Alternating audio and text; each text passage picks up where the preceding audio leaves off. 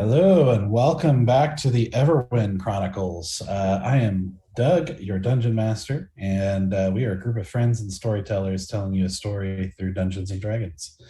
So, when we last left off, the party had returned to Elduin and tried to sneak in unsuccessfully, getting caught in the process and brought before the king and the larger than normal crowd of nobles. Larger because they've been called because of everything that was going on in Elduin. There they had something called a contest of nobles, which was sort of like a trial, but was used to assess whether there needed to be a true trial or any real charges brought. And they had a couple of nobles step forward to play a guardian and assaulter, which are basically like a defendant and prosecution, with Lord Greenwood playing guardian for the party. After a long, drawn-out trial of bringing out a lot of the controversial things that the party has done,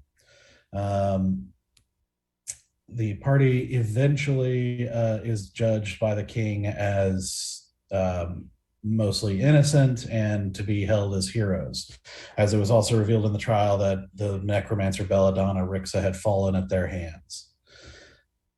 Afterwards, the king brings the party in for a council with the noble, with his high council, and Lady Enthress and the party, and there it is decided that they will send the standing army out to deal with the goblins that are still a problem in the countryside, thus theoretically dealing with the last remaining major threat to the realm.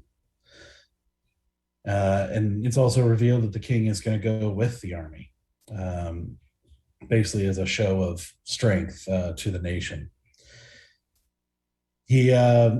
The party then is also granted a boon, which is sort of like a what do you want as a reward kind of question, which they haven't taken advantage of yet. But on the way out, Lady Enthress essentially offers to hire the party to help them avoid having to go with the army or with the assault of offers and various things that the nobles and everybody else are going to want from them. So she engaged them with a house sitting duty while she headed south to install a new duke in the south. They were charged with basically house sitting for her large red feather manor. So the party they do a few things around town and eventually settle in for the night. Asura sneaking out briefly, and on return, she sees movement and eventually starts finding dead servants and guards in different places in the house with throats cleanly cut with in a very professional manner.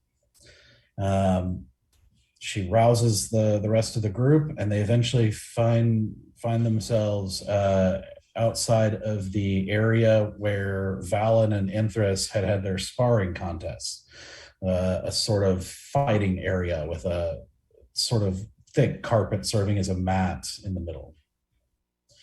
It is there that they detect that there are people inside, and Asura busts open the door to throw a knife at one of the intruders. And as she lets go of the knife, she sees out of the corner of her eye another cloaked figure right beside her, attacking her. And that is where we're going to pick things up. So, let me show y'all what you're looking at here. Yes, Oh please. no, I'm so scared. Jumping right into it. I have made a terrible error. Oh gosh, dead Yeah, bodies okay. already. Did we Listen, roll? we love initiative? dead bodies. Not yet. Not yet. You will, but first we are going to resolve a couple things. So, so essentially, the way this is going to work because Asura rolled a nat 20 for her stealth, but so did they. So That's far. So what is going to happen is, Asura, I'm going to give you basically your attack as a surprise to the one in the back there. Okay. Which is the one you said you were attacking, is the one kind of by the door. Yeah, whichever one had the staff. Yeah, that's the one toward the back. The other one is going to get an attack on you, and then we're going to roll initiative. Okay. All right. Ooh. Cool. So- I threw a dagger. I'm gonna throw my silvered dagger Okay. at this guy. So I roll the attack. 17 plus whatever that dagger is. 5, 17, 18, 19, 20, 22 to hit. That hits. Then that will automatically be considered a crit Mhm. because this is assassinate. And I get, and because I have, oh no, I have I advantage guess- on it because I guess my bad. I rolled a nat 20 on my advantage. Yes, that's fine. Okay, so keep those rolls. Hold those for a second, Yeah. but roll a separate roll for initiative between you two. I need to know who goes first here. 15 plus 7. 22. And another nat 20 for this guy. So God dang it! And I rolled a nat So 20 on my advantage on that hit. okay. So this is actually important because he's going to go first. So- Yes. But you still well, And so he is. I mean, it depends on how bad this hit is. yeah. He's going to be able to perform his assassinate. Oh no! Oh no, Oh, we're geez. assassinating each other. And he also got, oh no, he gets advantage too. He does indeed. Yeah, so that's 25 to hit. That hits. Yeah. Okay, so it's going to be sneak attack. I don't like it when it's done to me. Because it could technically knock me out in one hit, depending on how bad it is. Mm-hmm.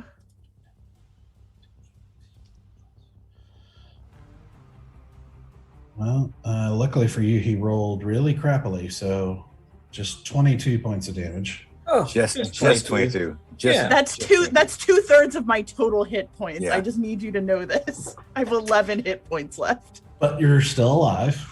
I am. Okay, For now. so for my attack, I rolled a 17 and a nat 20 for the person that I'm hitting.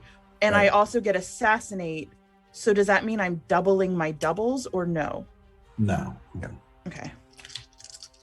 that would be nice. Yeah, Right? quadruple. Yeah. attack. Yeah. 600 but- points of damage. Okay, but I rolled well. So that's my silver dagger, which is just, it's silvered. There's no additional fancy stuff to it. So it's 4, 6, 10, 14, 15. Double it is 30, plus 2 is 32. Okay.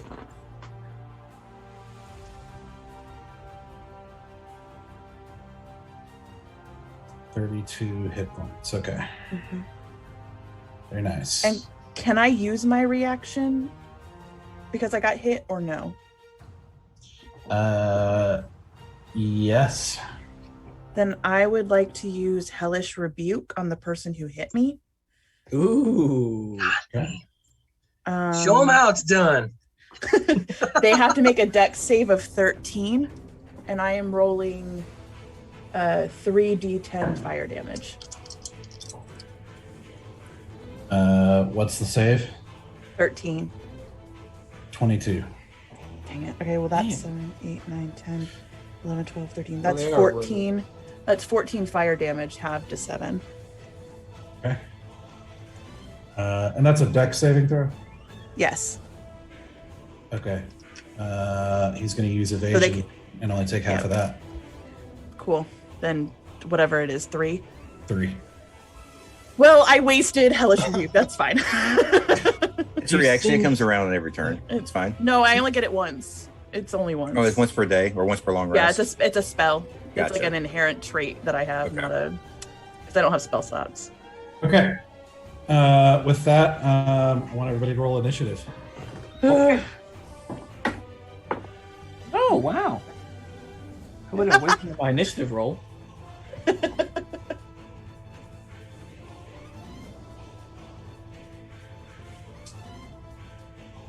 Okay, 15 or higher. 17. 20. I know, right? Who got 20? 18. What? Just a total. I got a 19 plus 1. Bear got a Wow. 20. Yeah. Mm-hmm. I got an 18. Okay. I got a 17. And I got a 16. Hey. Wow. Does someone need to roll for easy? Yes, somebody needs to play easy for combat here. All right. Boy. Do you want me to play easy, or does someone else want to play easy? I can pull them up. I have the least experience with spells. I'm just putting that out there in the universe. Fair. I mean, I'm not exactly well versed in it either, but I would love to peek in his spell book, but I don't know how to look at his stuff. So, Yeah, that is the thing, though. We can only see what's prepared. We can't see his entire list. So Well, Yeah. that's true. Sure, you got 17, you said?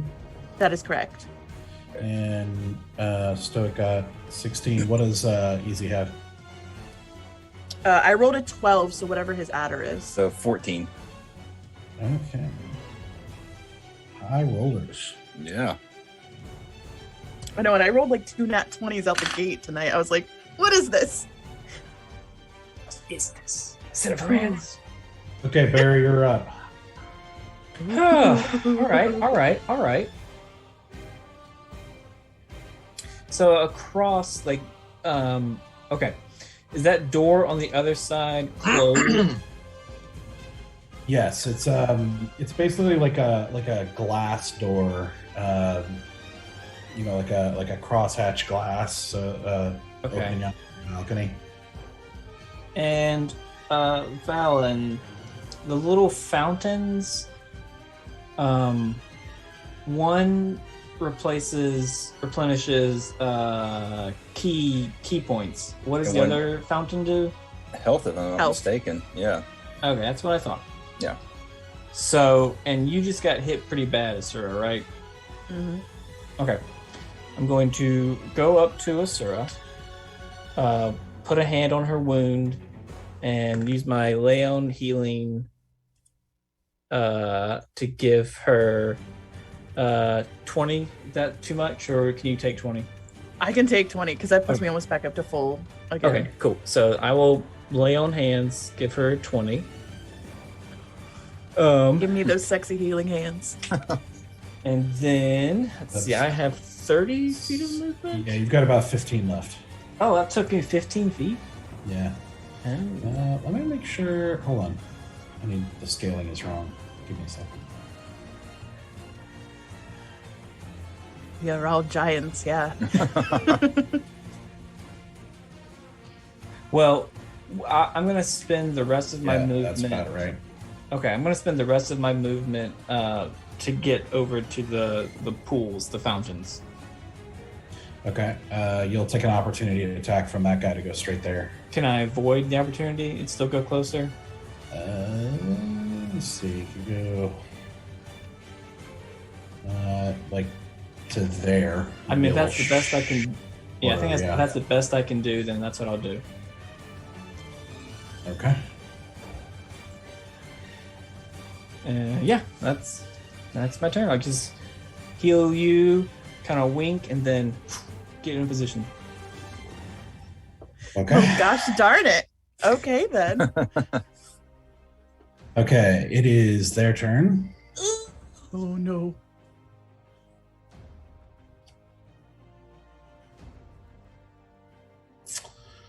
Let's see.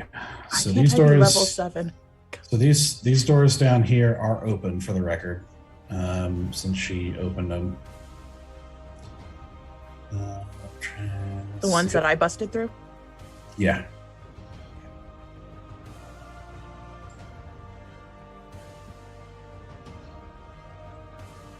Yeah, I was gonna ask, are you guys on the second floor? I see the balcony. Or is that which in the So basement? you're on the second floor. they are? Okay. Yeah. Also, You Stoic is obviously on the ground floor oh outside. dear. I messed Okay. up. No, that's fine. That's what I figured. I just wanted to make sure. Okay, so the guy up here, up top here, Oh no. he is going to. Let me see if I can make my indicator a little brighter here.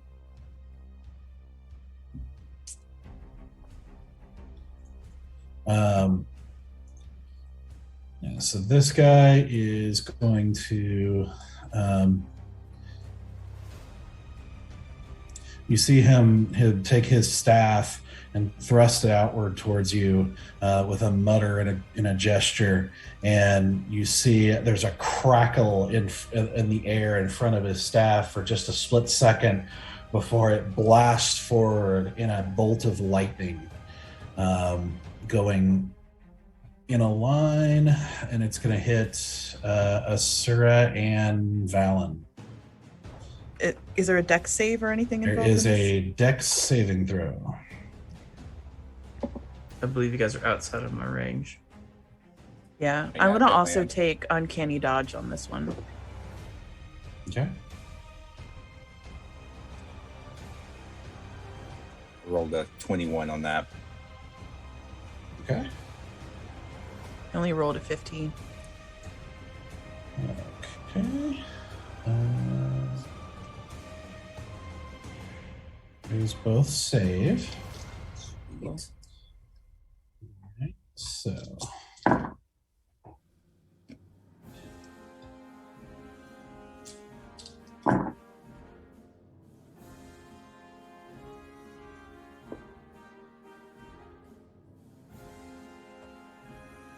Jeez, that guy made up for the other guy's roll here. Oh So no. that would have been 31, but is half to 15. And then I have it again for uncanny dodge, yes? Yes. So Oh, 7 yes. for you. Good, because I can't take damage. Yeah, that could have been bad. Yeah. It would have put me So- right back where I was. Only worse. You find yourselves momentarily blinded and deafened as this bolt of lightning arcs through the air, just almost shaking the house with thunder as it arches through Asura, who barely gets out of the way to not take the brunt of it. With Valen dodging as well, but taking a little bit more of it on him as you feel it, like the crackling energy kind of go through your body and lock up your muscles momentarily before you jerk them free. The other two. Oh no. Oh no. Okay. So we got Because I'm still right next to this other guy. So this other guy is going to make an attack on you. But he doesn't have sneak attack because his friends aren't nearby. Boom. Ah.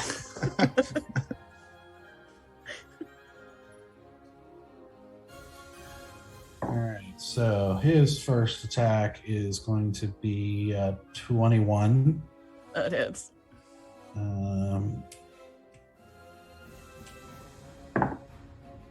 So that's 5 piercing damage. It's going to make a second attack. That's total 20. It is. Another 5 piercing damage. And then a third attack. How? Oh, man. How does he have multiple attacks? I don't have multiple attacks. What is this monstrosity? And that's a 24, so that's going to hit. Jeez. That's a little better. That's 9 piercing damage. Cool. I have 5 As hit this points guy, left. as this guy lays into you with this, basically this spear that is kind of darkened, and like this kind of stained dark wood that has been kind of brought to a point, like the wood itself, as he just kind of quickly thrusts into you, moving faster than most people you've seen before. Like this is a guy who moves with grace and intensity as he just lashes out before you can blink three times, stabbing you in the chest. That's meanwhile the other one, he stands up from where he was kneeling over these other guys, and he takes.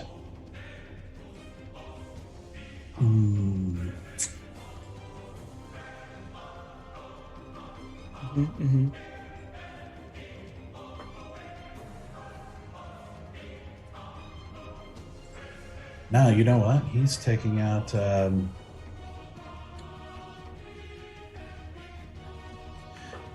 No, that's not what he would do. So he moves over here behind this overturned table here. Oh, shoot, hold on. Lost control of him. Rogues for you. Can never keep them underneath. You just like they're wiggly. They're There we wiggly. So he gets behind this table, and you see him pull out his hand with a click. You see a hand crossbow mounted on his wrist, and he lets loose bolts at Asura. God dang it! I'm about to die, y'all. I got 5 hit points. Yeah. Bear, I hope you saved some of your your hands. That's a 10. That's not going to do it. Nope, not gonna hit. Gonna need it, Danny. It's a 17 to hit. That hits. Okay, and that will be sneak attack. How does everyone have more action economy than I do? How? How is I only have 1 action in combat and everyone else has multiple? What is this bullshit? Okay, tell me how bad it is. Tell me how bad. They know the DM. Personally, actually. Very intimately. Oh no. You could say I know him. I'm he. That's 18 piercing damage. I'm dead. I'm out. Okay. So Asura goes down.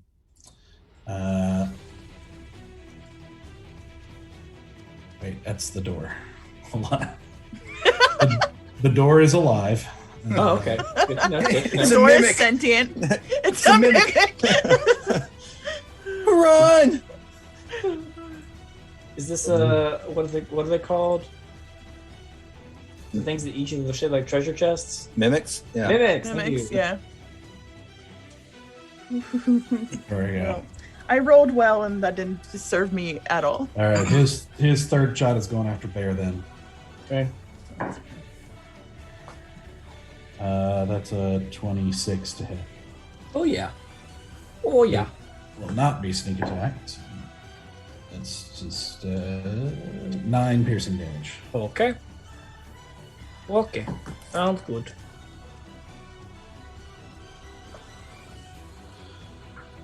Okay, Valen, you're up.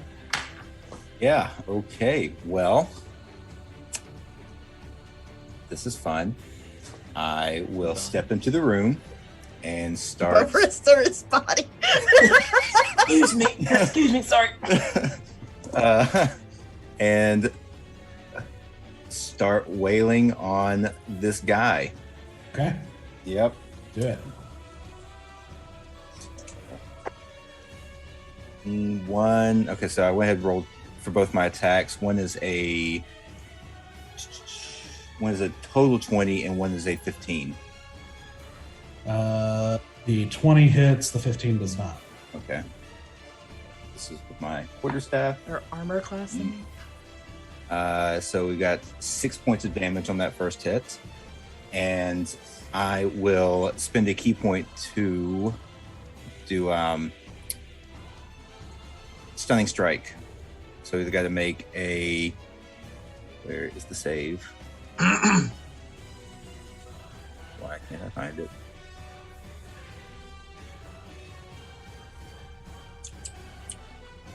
I find it right now. There we go. Okay. Constitution saving throw of 13. Okay. Constitution, that's a 10. Not gonna do it. He's stunned. Okay. Get it. So now I will spend another key point to do flurry of blows, and both of them at advantage. Yeah, son. Sure. Come on, big boy. All right. Wait, have you hit him yet? I hit him on the first. That's how I got stunning strike. Was I hit him? Okay. All right. So total 20 on the first one, and 22 on the second one. Oh, that's pretty good. All right. So that's 6 points of damage. Yeah, 6 points of damage on the first one. Okay. And nice, 10 points of damage on the second one. 6 points and what? 10 points. 16. Nice. Yeah. And let's see. And he's stunned until your next turn. And I.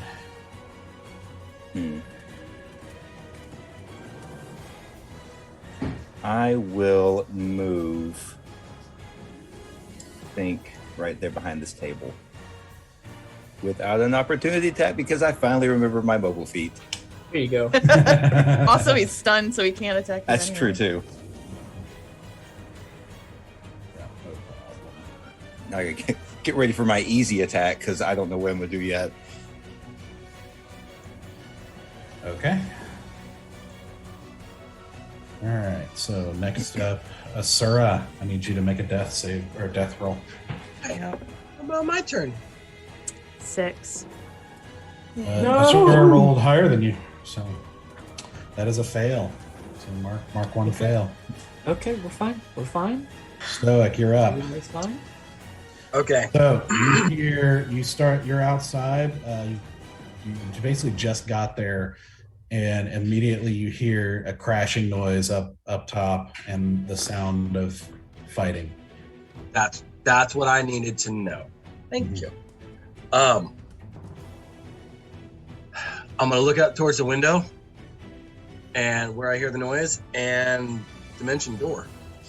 Okay. Alrighty then. I forgot he has that cloak. He can do the dimension door now. Yes, I do. Yeah. I didn't. Like, I already knew what I was gonna do, and I'm like, I'm outside. That's okay. I just need to know if I hear something. I love it. Do. Yeah, because if you had tried to like message me in your book, it would like do do do. The person you're trying to reach.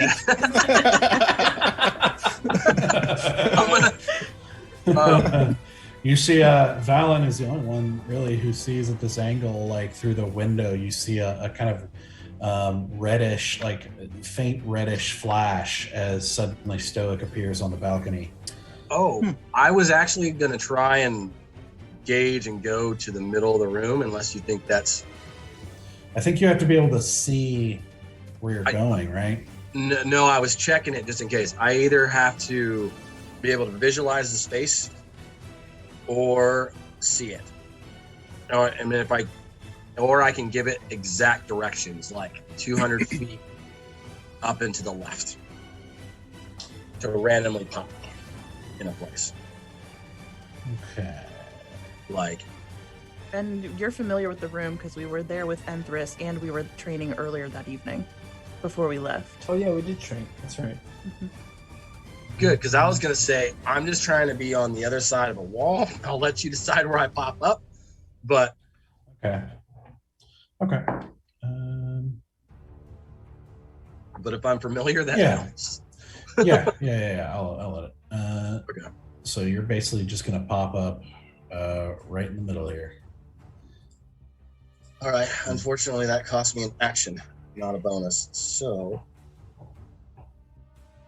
what do I have? Bonuses now. A big, sexy, scary face. Yep, Grr. that's about it. As a bonus action, I'm just gonna go. What the what? And just stand there. That's good. Like, I don't know. I got nothing else. What the what? Don't have all those fancy cleric things now. No, no, I can't do. If I cast a spell, I'm burnt as my action. So Yeah. Okay. So then easy. Larry. It's Easy's turn. Yep. I am. Sorry, Easy is going to step into the room and I think go right here. Okay.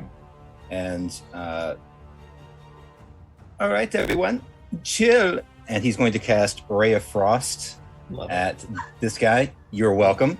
So good. Chill out, everyone. Yeah. I think that's easy approved. Yep. I had to find some way to really class up the whole proceeding. So that is a, was that spell attack? I think it's spell attack. Make a ranged spell attack. Okay. At advantage. So that is a total 20. And Okay. so Yep, that rolling hits. 2d8, 3, 5. So 8 points of damage. Yes. Does he have an adder? Alright. Nope, it's straight damage roll. No extra to that. Points. Got it. And it matters, but because he's already stunned, but his speed is reduced by 10 feet until the start of his next turn. Or start of Easy's next turn. Okay. So even if he got unstunned, he still is running slow. Mm-hmm. Yeah. Okay. All right, back to the top, Bear. Okay. I just realized I only have one action. To interact with an object in the room, that would be an action, right, Doug? Yes. Shoot. Okay. So I get in the room and I see a server down again, and I just go, fine. And I run back to her. Kneel down, grab her by the hand, and I'm gonna cast Cure Wounds. D8 plus something. Let's see if you're the lucky die. You're the lucky 1d8. Da-da-da. Sarah, you get. I rolled a 1. You get 4 hit points. You know what? I'll take it. I am currently at 4 hit points. And as you come back, and she's like, "Can you stay alive for more than a minute, please?" Working on it. And that's yep. Okay, so you went down to her. Mm-hmm. Again, trying to stay on as far away from. Well, I guess it doesn't matter. I don't want to get an opportunity attack, but I mean, I'm going to be right there by her. So is this where you want to be? Yeah, I guess that works. I guess it's fine. Okay. You are prone. Okay, so it is their turn. I feel like I'm going to be the easy of this fight, where like you keep bringing me back and I keep going out, and you keep bringing me back and I keep going out. Let's see, does he still have? Yes, he does.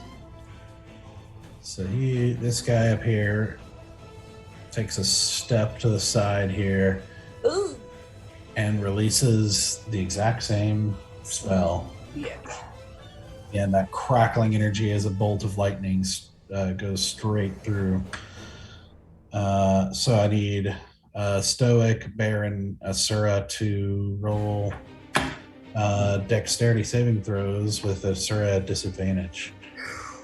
Sir, you do get +3, if it helps. Natural 20. Okay.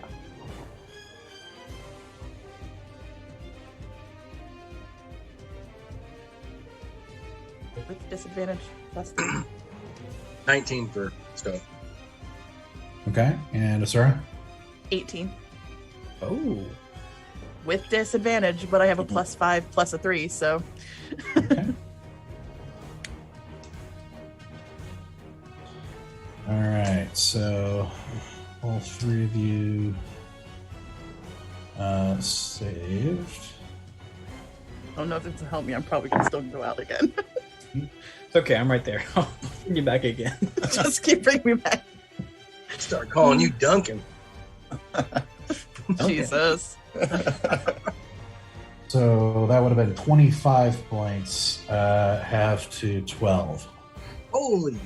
Okay. Even if I Lightning use damage. uncanny dodge to do the 6, I'm still out. I'm out again. Edge. Yep, you are down Edge. again. Yep, I'm out. And it's an auto hit. What? It's an auto hit. Like Well, if you fail your dexterity save, yes. I oh, succeeded my dex, Half. so it halved It's- to 12.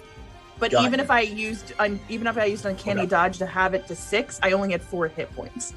so, yes, So I was it's- going to be out regardless. It's an auto hit whether you take full or half. Yeah, it's just a. Okay, well, I'm out again. All right. I got you. So.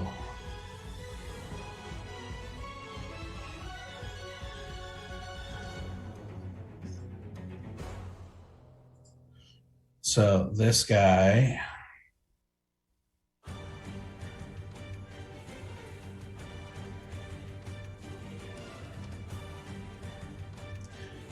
So this guy is going to actually run right here by Valen here. And he's using his bonus action to basically dip into this fountain and replenish his health. How does he know about this? How does he know about this? So you see very quickly the wounds heal and the blood start. Well, the blood doesn't dry up, but you see the wounds heal and everything as he gets takes a breath. So the other guy's stunned, and then this guy.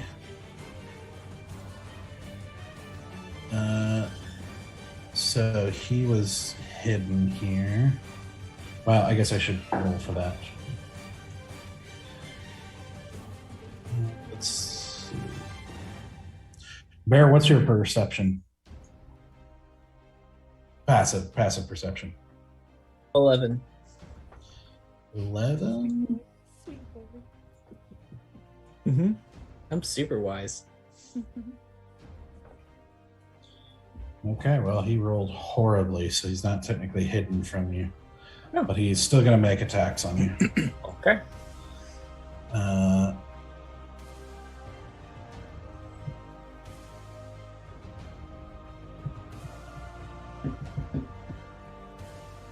I don't like it when he thinks about things. Yeah, this is stress already. No. He's going to attack Valen.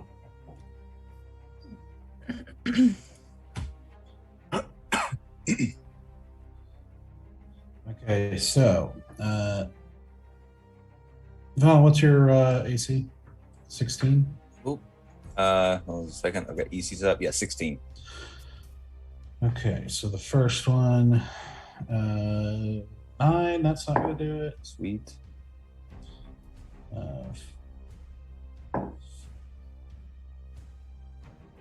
14. That's not going to do it. And 16. Just makes it. All right. So that'll be with sneak attack because of the other one. So that's going to be 15, 16 points of damage. Okay.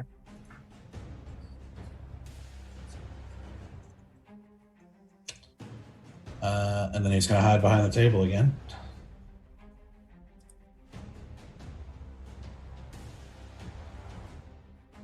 Okay, Valen.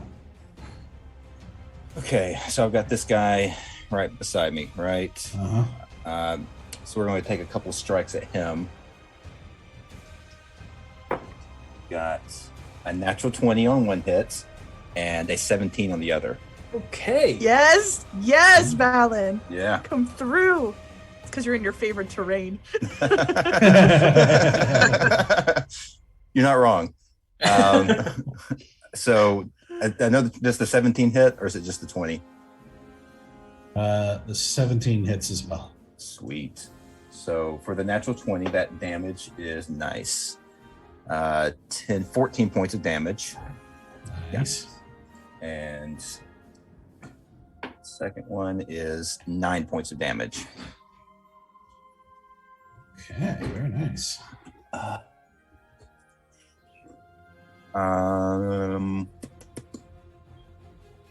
You know what? I'm gonna spend a key point and do a flurry of blows against this guy too. Okay. Hit him. So we've got a 21 and Hits. a 15, which I know does not hit. Or does Right. a 15 hit? No, does Okay. I think I have better Nice. armor Roll than me. 6. 10 points of damage. not. Okay, very nice. And I think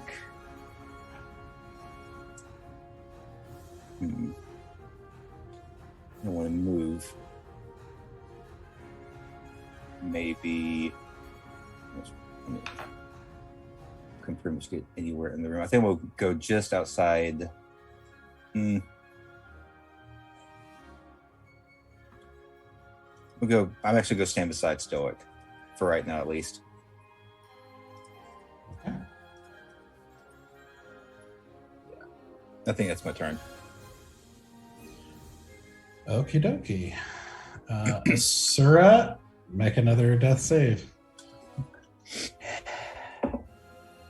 12. Okay. Oh, That's one save.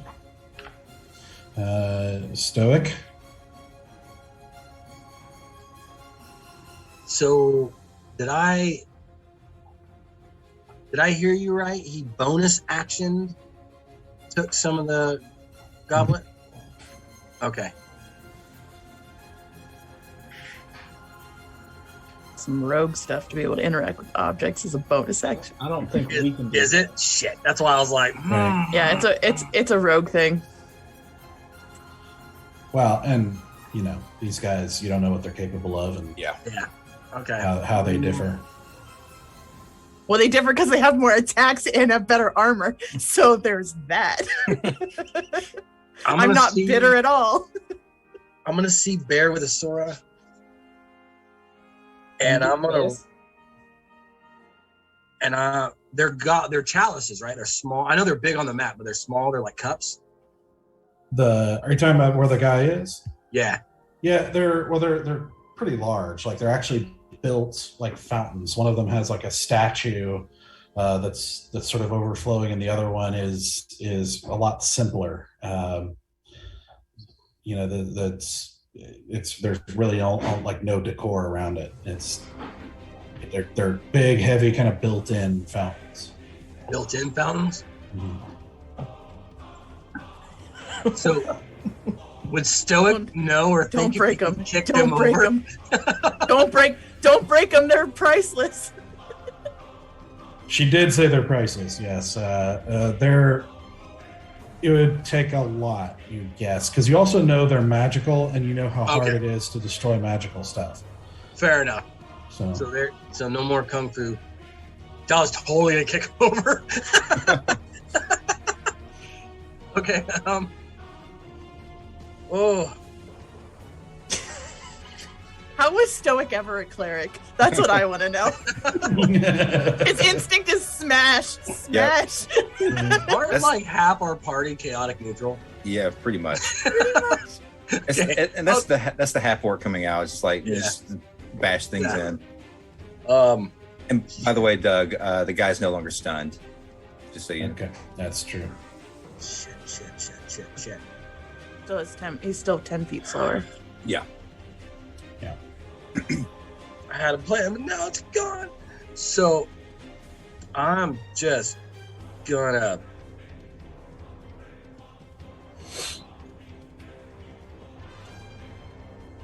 run towards Asura to help Bear, and I'm gonna cast Eldritch Blast at the dude while I'm running towards them.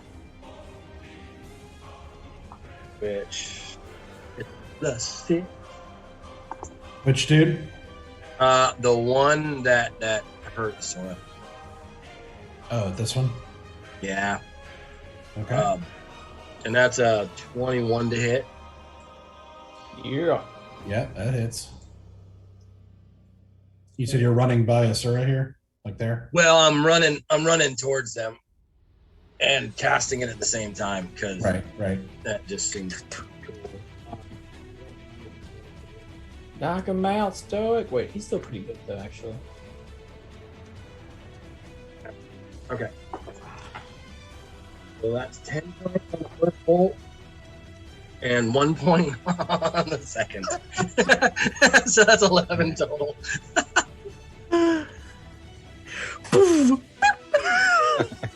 But I was actually hoping to be closer to the dude, within melee of the guy, if I'm not. Oh, okay. Sure. Because I can bonus action melee. I just can't cast it. Okie dokie. So after the 11 damage, once I get up to him, I'm then going to swing my mace at his face. Yeah. And- sorry, I'm still reading what they. Oh, for Eldritch Blast? Yeah.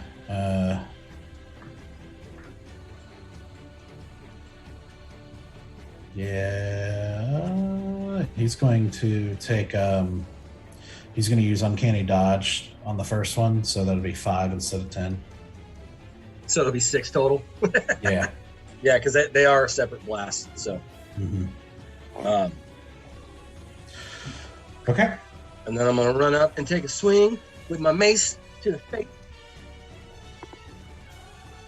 And I missed terribly with a natural 1. Oh no! Oh no! Okay. No, it's a 7. I'm sorry. It's a 7. It just really looks like a 1. Woo! That's 11. That's 11 to hit. Still not going to hit. Oh, Okay. damn. You see the guy finally just like with this sheer effort break free of the stun and just in time to stand to lean backwards as your mace whooshes through the air right in front of his face.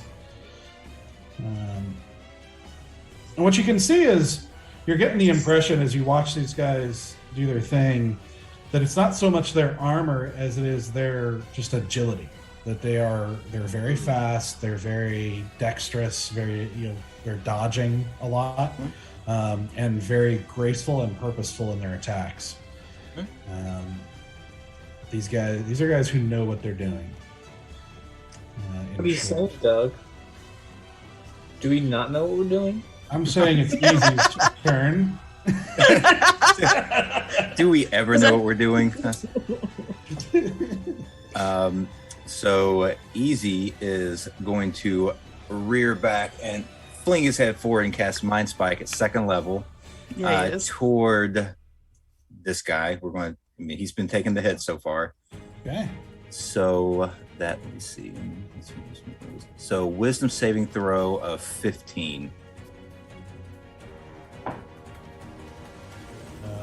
That is a 4.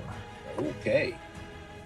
So we've got 7, 11, and so it's 17 points of damage. 18. Woo! 18? No, why 18? It's 17. Yeah. 7-11 is 18. No. Sorry, I was adding as I was going. It was 7, 4, and 6. Gotcha. So yeah, 17 points of damage. So I always know where the target's location is until the spell ends, which it lasts up to 1 hour concentration. Let's see, but only while the two of you are on the same plane of existence. The target can't be hidden from me. If it's invisible, it gains no benefit from the condition against you. So invisibility doesn't do anything against me if he can even turn invisible. Okay. Yeah. Okay. Anything else he's doing? many points do these guys have? Right. No, I think he's going to stay right there. Okay. Bear. I'm going to smack a Sura across the face. Not hard to like cause any more damage. Snap out of I'm it. gonna slap her.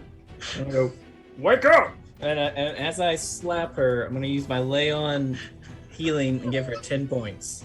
Jesus. Yes. What is this bullshit? All right, I got 10 hit points. And that's all I can do.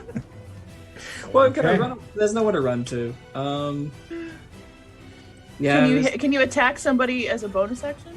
No, I have to attack first as my action to get my bonus attack. If I use my action to heal, I think that's literally all I can do. Gotcha. You can't do like an offhand attack. Unless I attacked first. Then I could do an offhand. Okay. All right. Okay. So that's... Thank you for healing me. I'm sorry I'm a burden in this fight. No problem. You're welcome. Just stay awake! I'm trying. I'm so trying. Okay, so this guy is going to move forward to here. Yeah, that should do it. So we should be able to edge out here.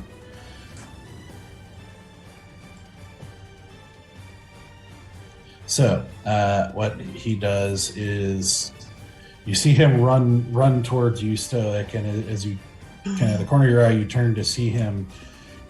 You see him kind of run his hand along his staff, and like with flame coming out of his hand, like run it up the staff, and then like aim it, and you see this Counterspell. cone of fire. Counterspell. Okay. Gosh, it's so nice to have that. That is actually pretty nice. Make sure.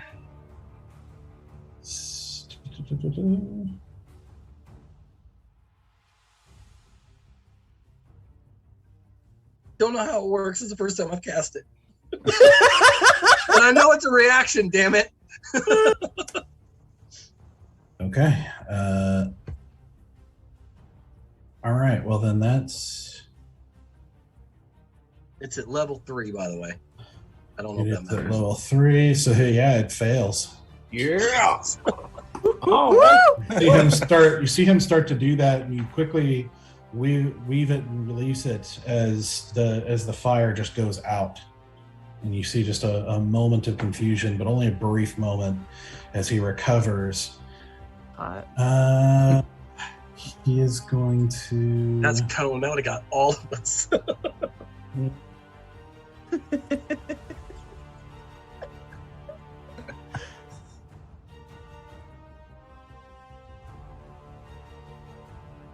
He is going to actually run back. Shit. Yeah, let me make sure he can. Yep. Because you already used your reaction, so you can't attack him. Yeah. It's all right. And use his bonus action again. Shit. this guy. Stun him, Valen.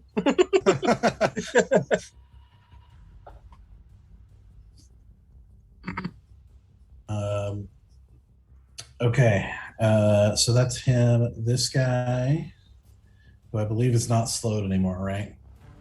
Right, that was at the end of Easy's turn. He's no longer slowed. Yeah.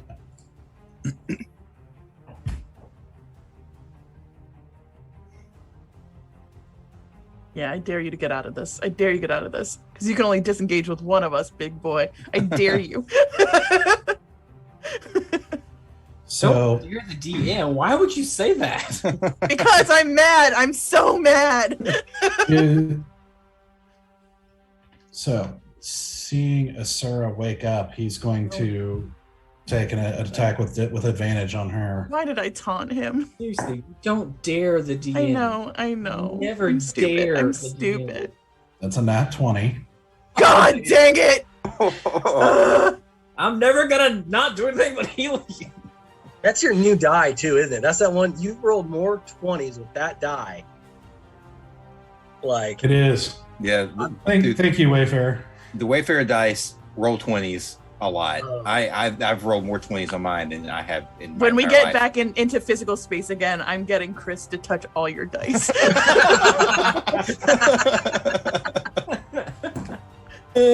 You can't roll with him anymore. All right, that is. Yeah, you're down. You're way down. I can't. Even if I did, I can't dodge. Nothing. I mean, yes, it is. Even with that, it's more than 10, so it's a lot. Okay. Cool. I'm out again. Please stop trying to save me. I think at this point, just take them out. Just if I die, it was a good run. But I I can't. got my opportunity. I got my chance to tell Stoic how I felt. It's fine. This is fine. His second attack is going to be on Bear. Okay. That is a 26 to hit, Oh yeah. Jesus. and that is.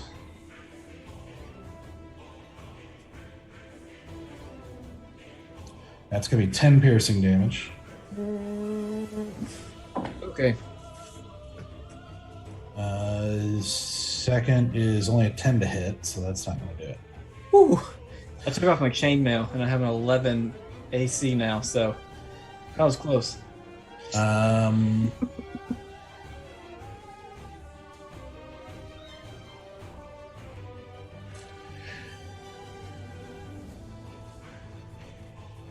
Deep in thought. Yeah, he is.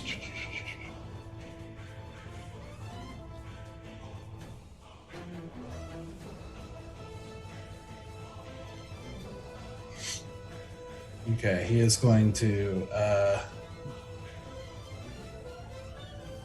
Yeah, he's going to disengage with Bear and run over here Mm-hmm.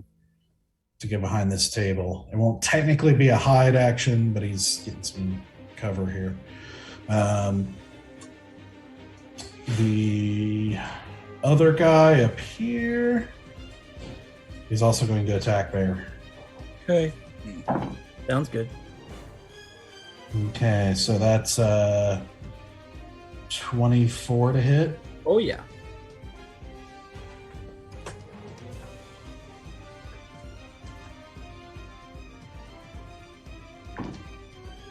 All right, so that's going to be 8 piercing. Okay. I'm still doing okay. Okay. Next one is 10. That's not going to do it. 17 to hit. Damn it, yes. Okay. That's 9 points of piercing damage. I'm gonna, I'll use Stone's Endurance on that one. Okay, so to 4. Oh wait, I gotta roll my dice for that. Oh, yeah, that's right. I thought. I reduce it by. I deflected it because I rolled a 10 plus 3, so 13. Like, is it like 0? Okay. Yeah. So that last 9 would not count. I just like, you got nothing. Very nice. Okay. Fallon, you're up. Sorry.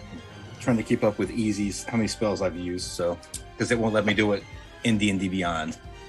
All right. Let me see. Well, there's just all kinds of not good going on right now. Mm-hmm.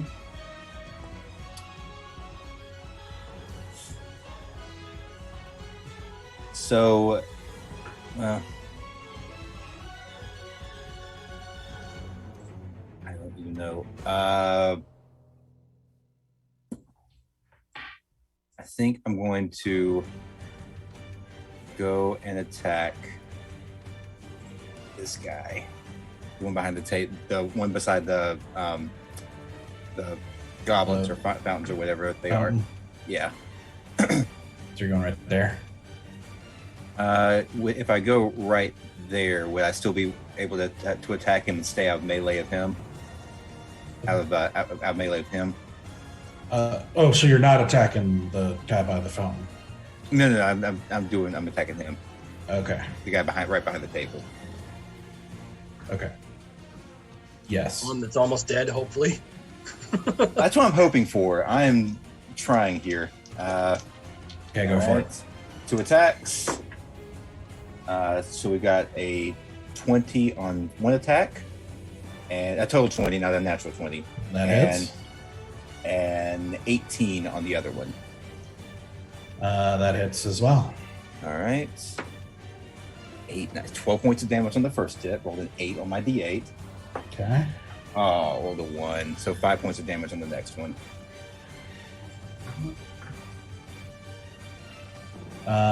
He's going to uncanny dodge the first one. And you said how much on the second one? 5. Okay. This is when oops all rogue becomes a problem. Everyone's just uncanny dodging everyone else.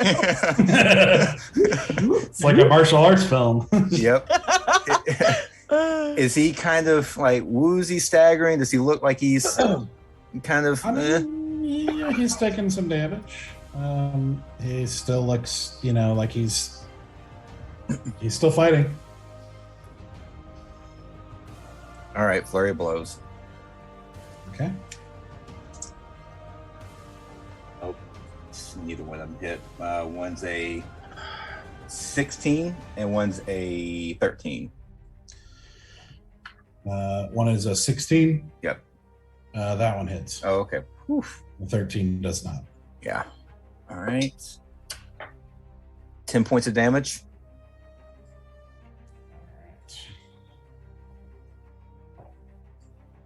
Okay. Dang it.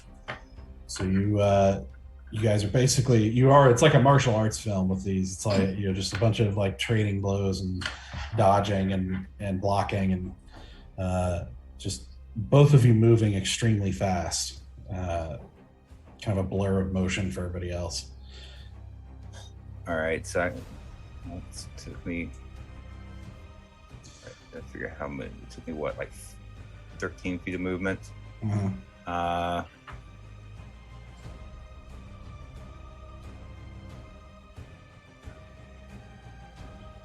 I'm going to go back into this corner over here. I've still got like ridiculous amounts of movement left. So yeah. And then that's my turn. Okay. Okay. Asura. You know what you Yeah, I need to make the saving throws. I know. You're at least 17. resetting. You're at least resetting each time. So that's a Yeah, save. 17. Nice. So. Fun.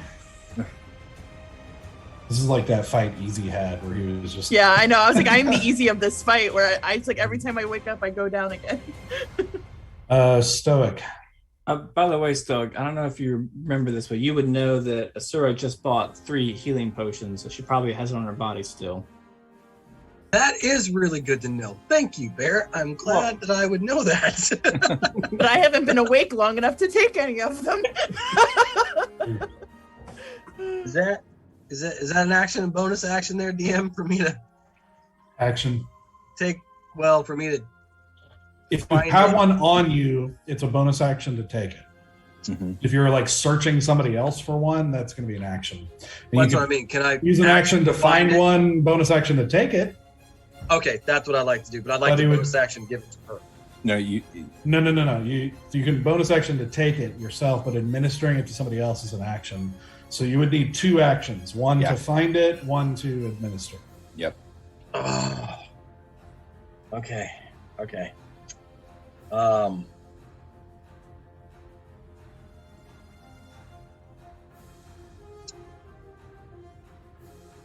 Just go after them. Just go after them. I know you want to protect me. Just go after them.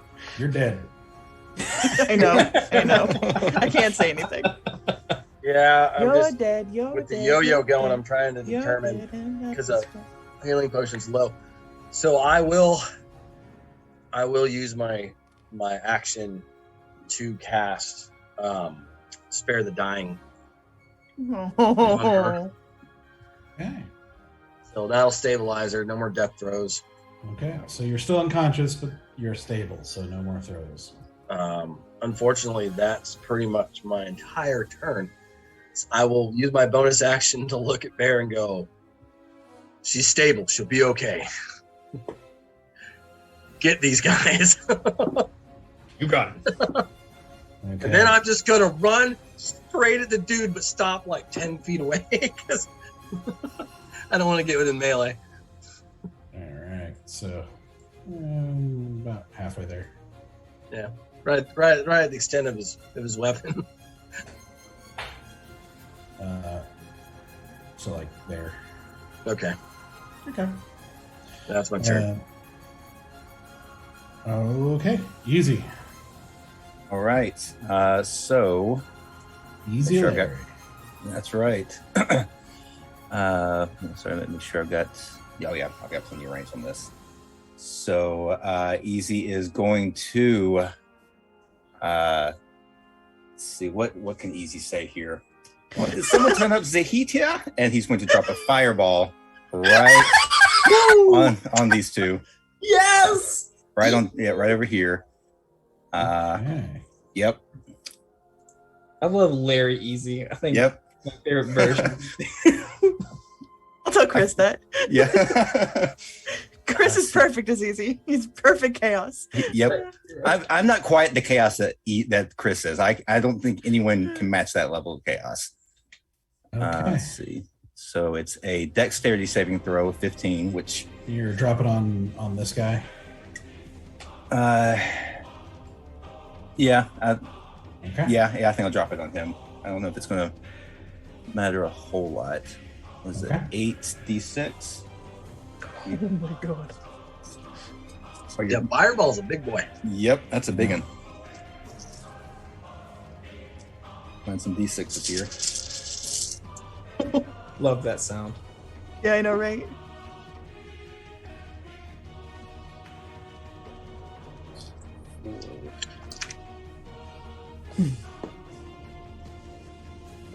Okay. What's the save? Dex of 15. Okay.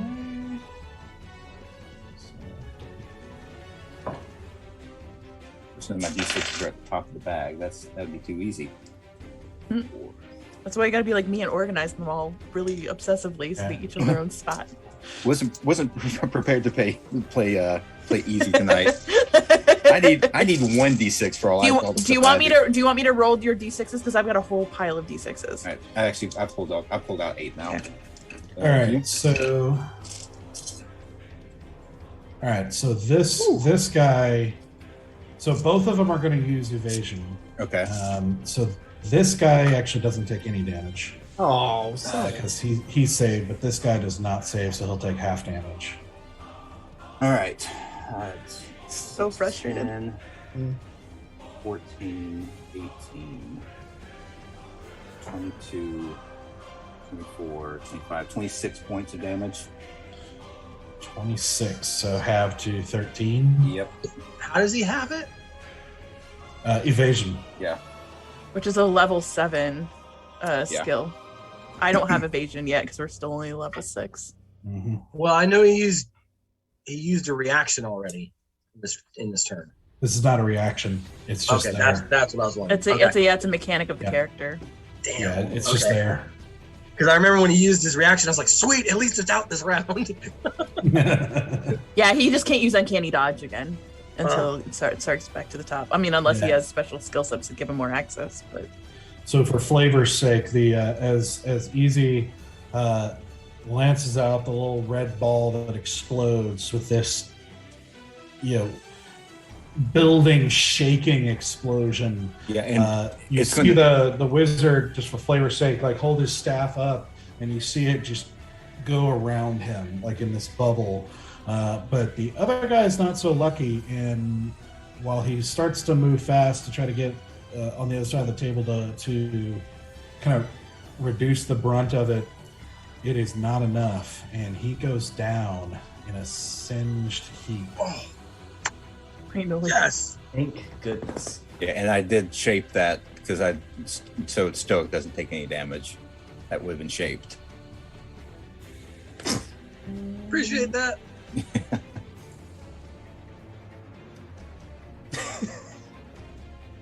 Because Easy knows how to do that now.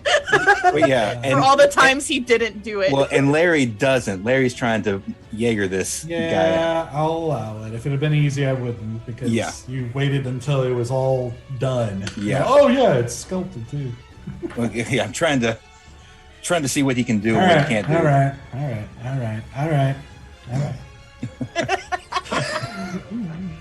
All right, Bear. Okay, I'm gonna attack. I nod at Stoic. See, he goes over that way. Sees that guy go down.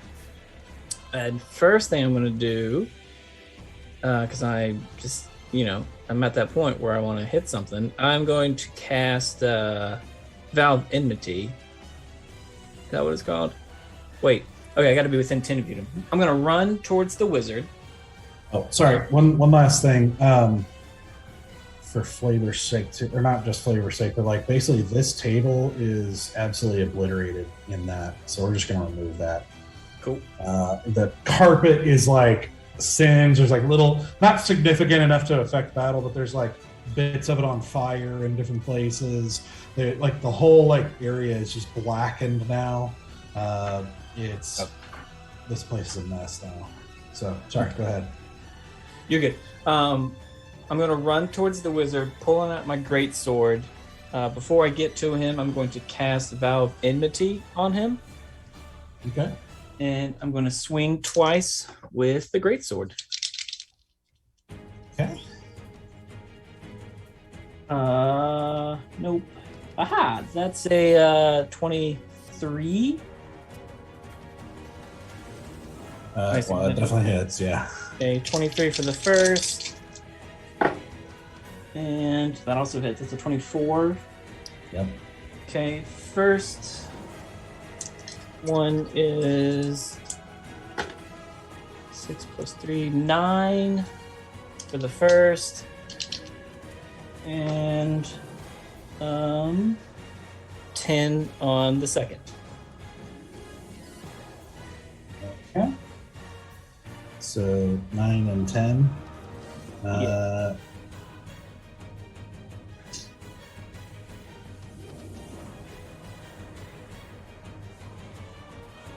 Yeah, he'll go ahead and use because he hasn't used his reaction yet, so he's gonna do uncanny dodge to do 5 plus 9. So 14. 14. Okay.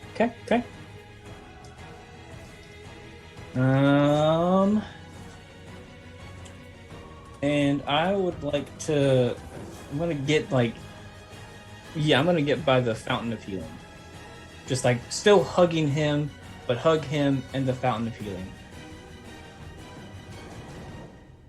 If I can. If I can't, then that's where I am is perfect. Okay. Yeah, just kind of stepping over some of this debris here.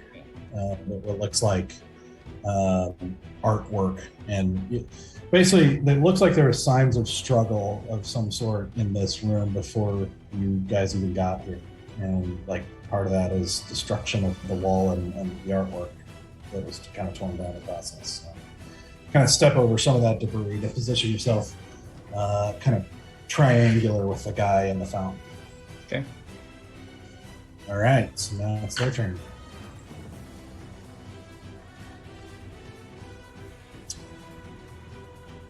Let's see.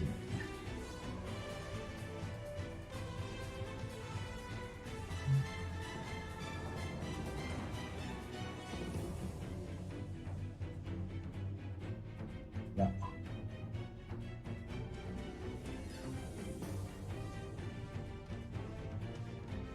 Okay. So you see him do the exact same thing he tried to do the first time, where some flame like basically lights up in his hand. He runs along the staff and then slashes his staff through the air, sending a belch of fire at Bear and Stoic. So I need you both to make dexterity saving throws. Okay. Okay. Damn it. It's a 7. Okay. So- That's a fail. What'd you get, Stoic? Mine, you said it was a dex. Yeah, dex save throw. Mine is a 9, but I'm gonna use my my whatchamacallit? My You would get +3, but I don't think it's gonna help. Dark One's luck. And I'm gonna roll a D10 to add to it. Okay. Okay. 8. So that puts me at 7. That'll do it. Bear, you're going to take 13 points of fire damage. Oh, I'm still up. Stoic, you're going to take 6. Wow. All right, cool. That wasn't as bad as I thought it was gonna be.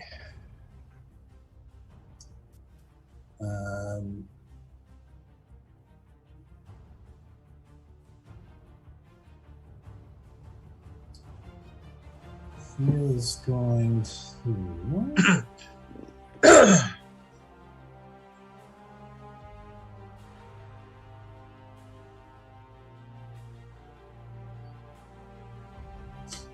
He takes like the quickest glance at the fountain, but instead, for his bonus action, pulls out a knife from his belt and takes a quick stab at Bear.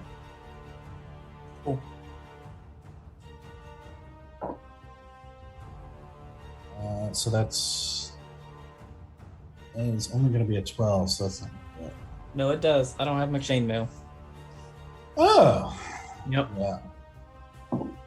Oh, So that's 5 points of slashing. I'm still alive. Not for much longer, but I'm still alive. All right. So that's I wish his. I was awake. I wish I was awake. Ah. So this guy.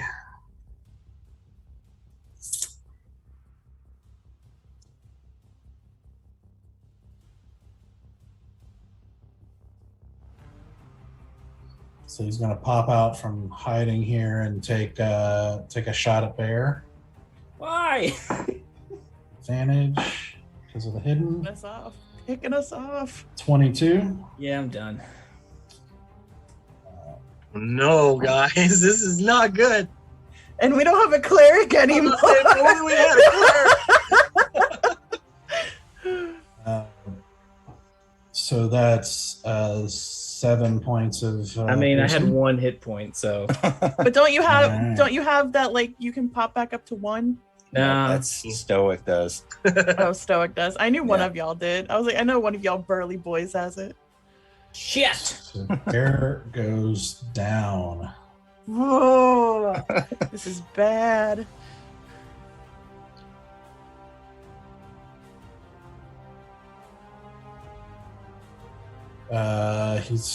He takes Stoic, what's your passive perception? Never mind. He napped 20 on stealth on that Oh. anyway, so. So he's gonna take his next attack on you. While being hidden. Yeah. That's not Well, fun. is he? Did we not see the Yeah, arrows? he is, because he's not hidden from Valen. Well, like, it's at the start of the turn. He's, like, hidden. Yeah. So he pops out. He's doing it to get fires advantage because 3 if you shots, hide, yeah. if you Yeah. hide and are successful, then you can get advantage on attacking I mean, I afterward. get that, but I've been attacked like 3 times from the same spot. We should all know where he is by now. Not how it works, man. Rogues are But broken. mechanically, that's how rogues work. Yeah, rogues are broken when they're. Listen, when you know how How to we've play been- them, they're broken. But when you're lying dead on the ground, you're useless. And that's how we've been playing with the syrup this whole Okay. time. So Okay. Yeah. All right. It's like It's fair. it's a little wonky if you were to really try to go full on with like, oh, Yeah. I know where he is. Like, Yeah. not really how hidden works. And there's also, we don't have to go into it. You're good. You're good. That's fine. long as it being That is a nat 20. Oh no! He's going to get sneak attack because he had advantage there. So that's going to be. That's gonna be a lot. That is going to be. Yeah, it's going to be 40 points of damage. damn. Oh my god. Dude. What was that? So it goes down. That was a nat 20 sneak attack. I And then had 39 hit points. And you pop right back up. I do with 1 hit point. Yeah. Okay. And he has one more attack, so he's got to do it. But that's going to be 13 to hit, so I don't think that'll do it, right? That won't do it. Okay. So I'm still after up taking with 1 hit huge- point and no health potions. Ooh. They're all in my bag. They're all in my bag. Okay. Easy. No, sorry. What? I'm way out of Yeah. Fallon. Totally on crack. I think it's Fallon. This fight has gotten out of hand. Yeah. Oh, it's no wait. It's Fallon. super. Yeah, it's super easy to get us confused because I know I play just like easy, just like Chris. I get that, Yeah, so it's easy to confuse the two of us. Super handsome, got the beard going on. I get it, but Yeah. I used my getaway spell to get in here. Well, that was stupid.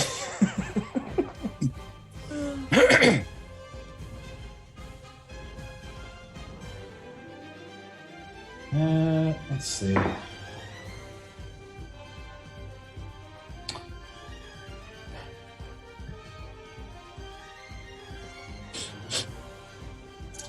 Yeah, this guy's gonna run.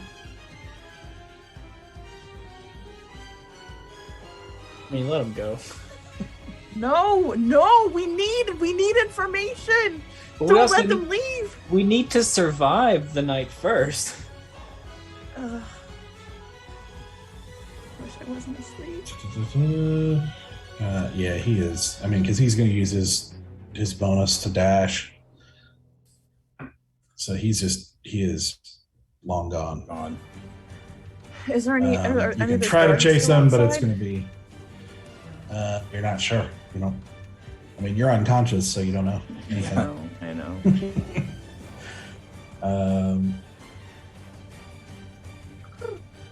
Yeah.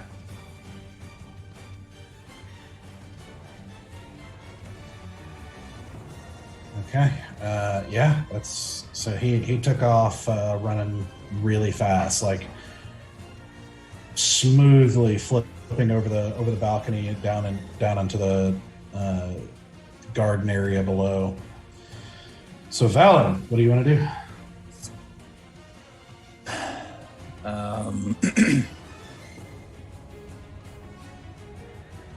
Then we'll go over and search Asura's bag for the health potions. Okay. I'm not gonna go after him, huh? And then there's also the water fountain. You could just like get water from the water fountain. Well, I don't know the way the battle's looking. He doesn't know what the last guy's going to do. If he's going to run, if he's going to keep fighting, and we are in dire straits. Because two of us are down and one of us is about to go down. So am I guess rolling an investigation check or? No. Yeah, roll an investigation check because you don't know exactly where, but it's can be low. 13. Yeah, that'll do it. Okay. Just kind of looking through her bag and quickly finding a potion and grabbing one out. Yeah. So you cast Spare the Dying on Asura, right? I did. Okay. So she's stable. She's like basically sleeping. Okay. Then let's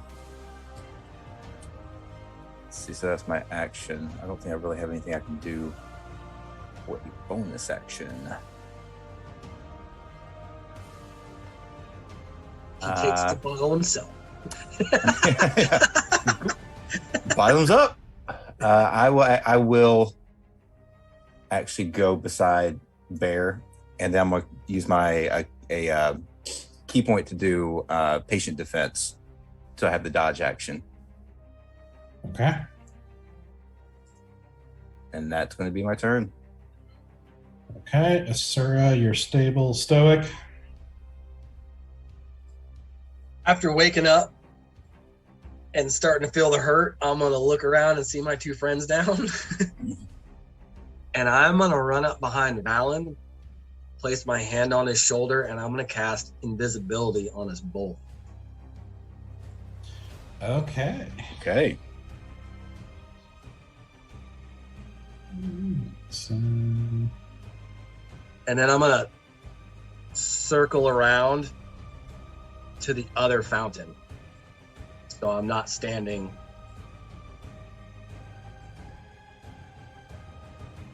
Do I got enough? I got 30. Okay. yeah, you should be okay. It's like here. I also have the mobile feat, so I can disengage if I need to. Okay. Only after you make a melee attack, though. Oh, is it? Okay. Yeah. Whether you succeed or not, just as long as you make one. You're okay though. You Okay. can get around without engaging. And you're invisible. That helps. Yeah, that was like, Okay. I'm all out of tricks, guys. Okay. Easy.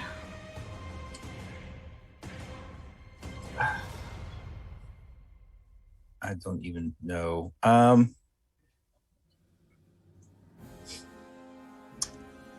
You know what?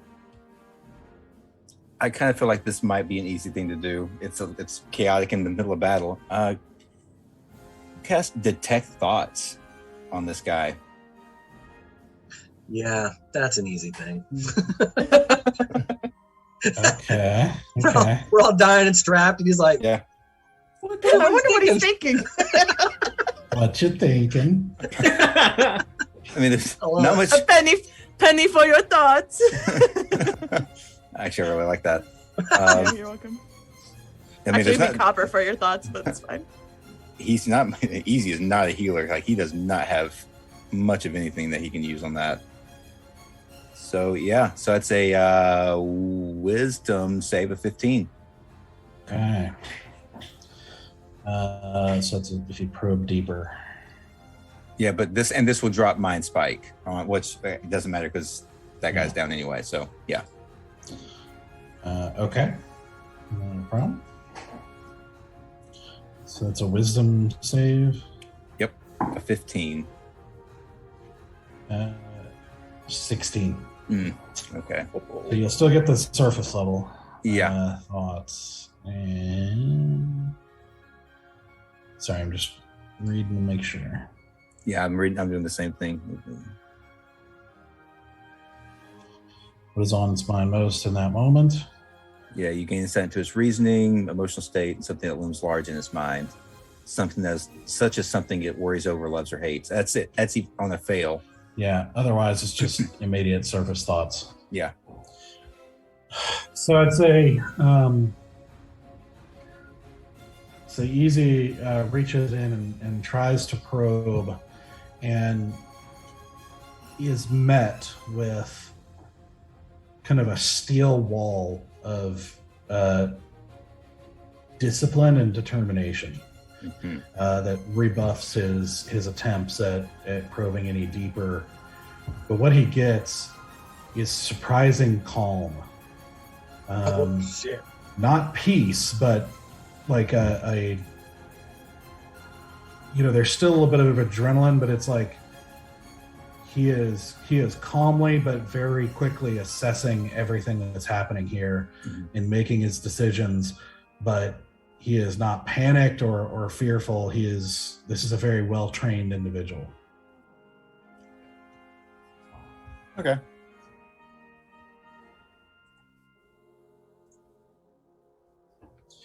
Okay, Bear. I need you to make a death save. Okie dokie. That's a fail. All right, mark one fail. Mm-hmm.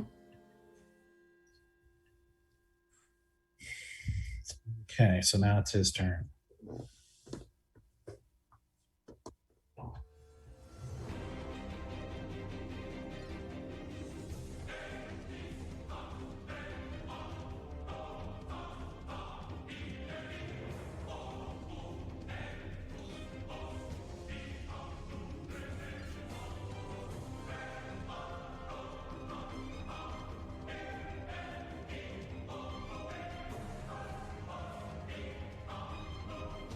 The silence is deafening. So, what he's going to do is he's going to take. No, I don't like that. I don't like that. I don't either. I don't like that. I'm very worried.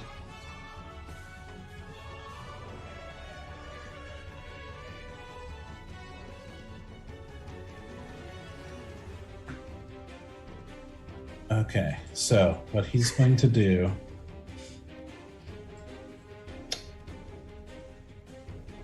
Okay.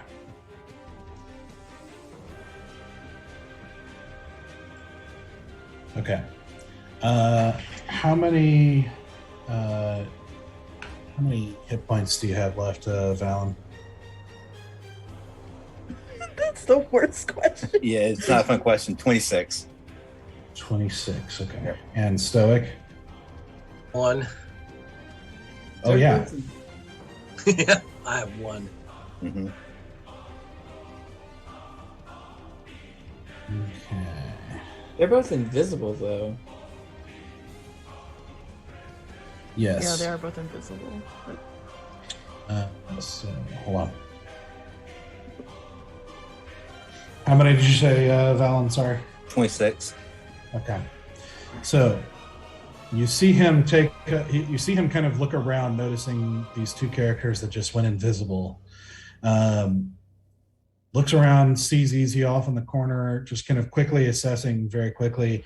You see him kind of look down, do a quick gesture of symbols and mutterances as there's this very soft, like kind of wavering in the air that emanates out from him. You're almost bracing yourself for some sort of damage, but then you just feel dreary and your eyes heavy, and you both sleep. and basically fall down and go to sleep. Do I lose concentration? And so both of you pop back into visibility, asleep on the ground, Oh my gosh. as this guy is gonna also use his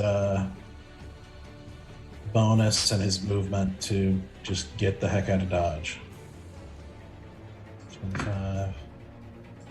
An acrobatics check. Yeah, no problem. So he ducks out, jumps down off of the balcony, and disappears into the garden as well. So,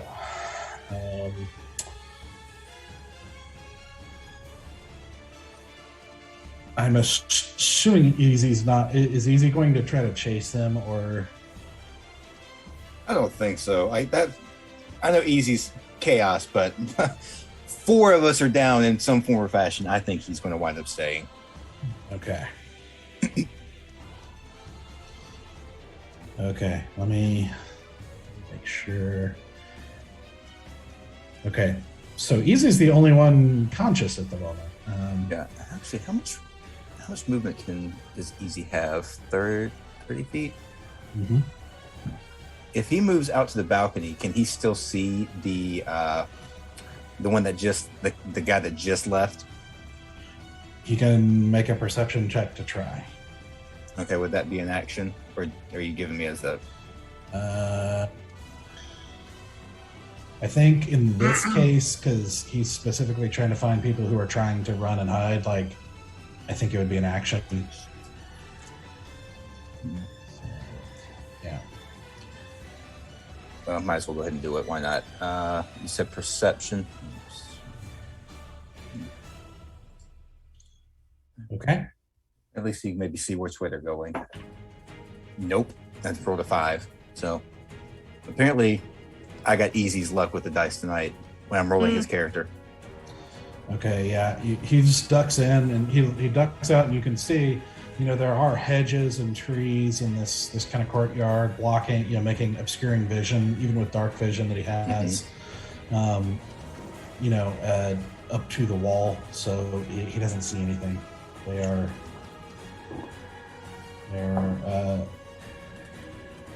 they seem to have disappeared into the night. Bear, I need you to make a death save.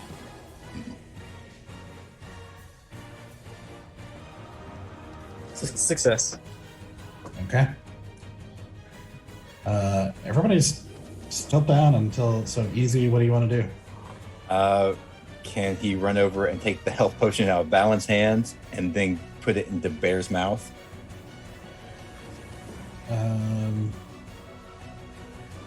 I realize that's going to might be like 2 actions essentially. So Bear would have to take an extra plus. Yep.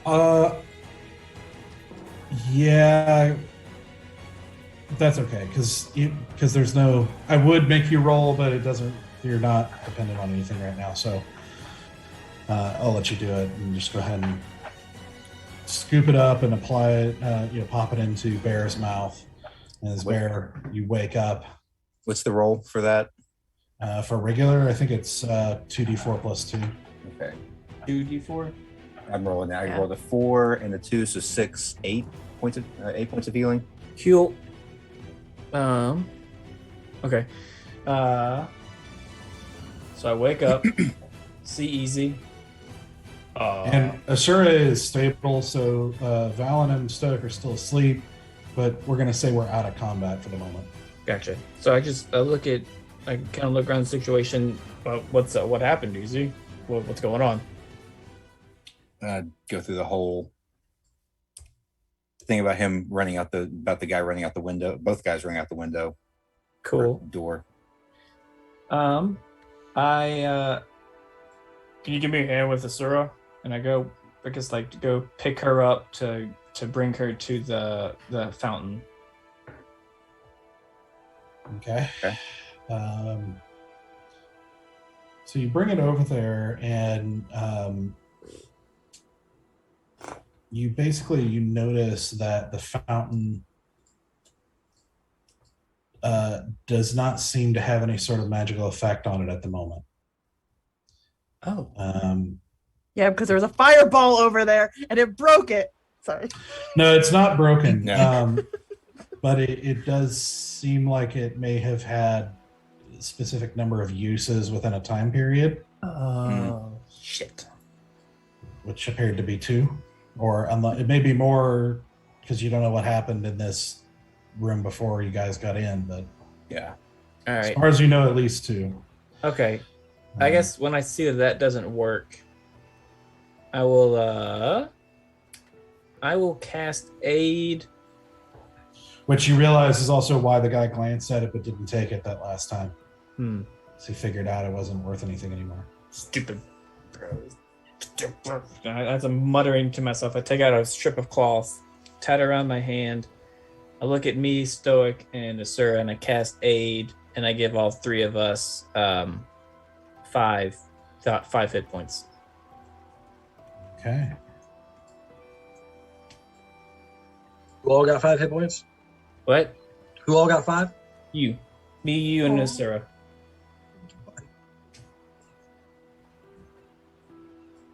He smiles in his sleep. After you go and you get Asura, you wake up to a quiet room with a whole lot of additional destruction that wasn't there before in this room. But you see one downed figure over by the fountains and no other enemy figures around. Everyone else up at this point? You wake up to Valen and Stoic being asleep. Or down, as far as you know. I'm gonna go over to Stoic and shake him. Okay. Takes a second, but he eventually, Stoic, you eventually kind of bleary for a moment, wake up, and shaken by Azura. Are you okay? No. Same. And I'm gonna immediately run over to Valen and shake him and see if I need to give him a waking potion. him up, Asura. Okay. Then I'm gonna go back over to that body and just like kick it like 3 times, like just screaming and kicking it. Okay. As you kick the body, it doesn't react because he's dead. Yeah, of course. I'm just angry kicking because I'm mad. And I'm just gonna start like going over the body, like trying to find any information. While she's doing that, I'm gonna look at the busted fountain and I'm gonna drink from the other one. The key one? It didn't do anything for you. Yeah, well, Oh, you have key points? it's wait, is it? I didn't think it was just key points. I thought it was invigorating. She described it as invigorating to basically to monks. I drink. So, it. yeah, it's key point regeneration. He's out here like, I'm gonna get me my short rest. I feel like shit. Maybe it'll help. I don't know. Okay, so you take a drink of this water from the fountain, and Run it down the mountain. you're a little less thirsty. Okay. And I'm shaking Valen awake as this is happening. All right, Val, you wake up also to a quiet room with the other 2 enemies gone. Okay, I'm guessing the other guy got away as well.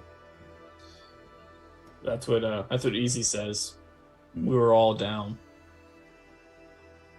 I don't even know how that happened. We're invisible. Oh, it happened because he ran out the window and jumped. I saw him. That's what put us to sleep easy. Well, Knocked us unconscious. it wasn't a very interesting move, it was sort of boring. Maybe put you to sleep.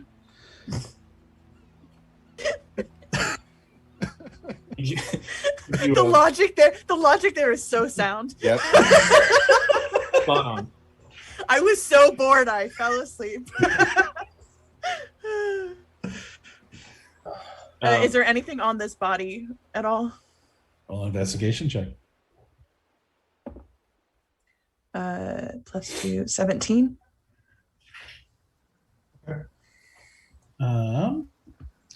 So on this guy, as you look over him, you see no markings, no what looks like personal effects or any sort of personal marking or anything that indicates anything about him personally. Which you find, normally when you're looting a body, there's at least little things like trinkets or letters or anything. But you can see this seems to be intentionally blank slated, probably for this very instance. Amidst very well-made gear, like very well-made clothing and boots and gloves and cloak. The dagger is razor sharp and very well made. You see, he had the wooden spear, that was sharpened at the tip. This guy had 43 gold.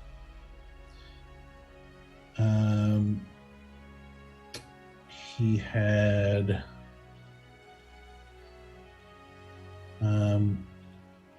2 other things. One is you notice that his boots that are black seem to have, kind of like leather engraving in them in sort of elvish design. And as you're paying close attention to them, they do seem to be magical of some sort. And you also see one folded piece of paper, like parchment, that you unfold, and it has two things on it. One is a very well-drawn picture of Enthress. And the other is down in the corner, almost illegible, is very small in Thieves' Cant, one of two. Which I should say, in your case, you would probably know.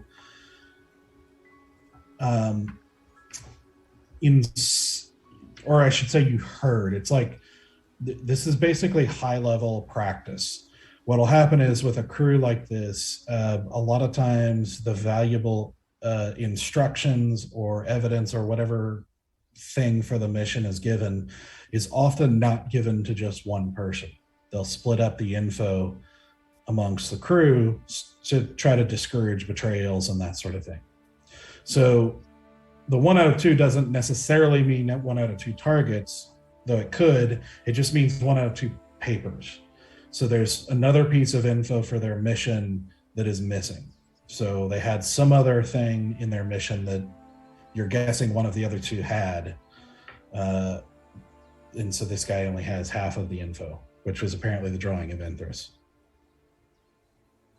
Yeah, I let the guys know that I think that one of the targets is Enthress, but there's another something. There's another item, another target, either a person, an object. There is something else that one of the other guys was also supposed to go after.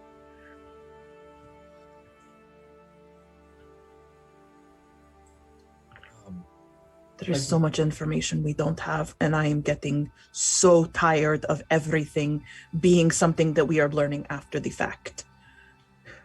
Oh. Can I look at the other dead bodies? Not to like grave rob, but who's all in the room?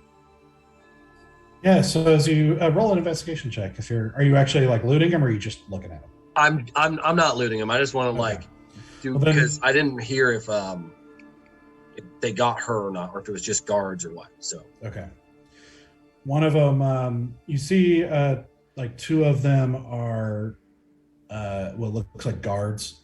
They're wearing the kind of standard uniform of Valgard guards.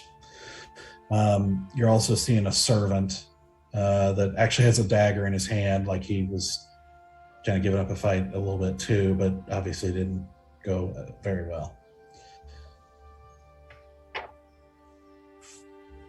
I'm going to stand in the doorway and use thaumaturgy to boom my voice, and I'm just going to call for the person who was in charge of the house. Oh, pretty sure he's dead.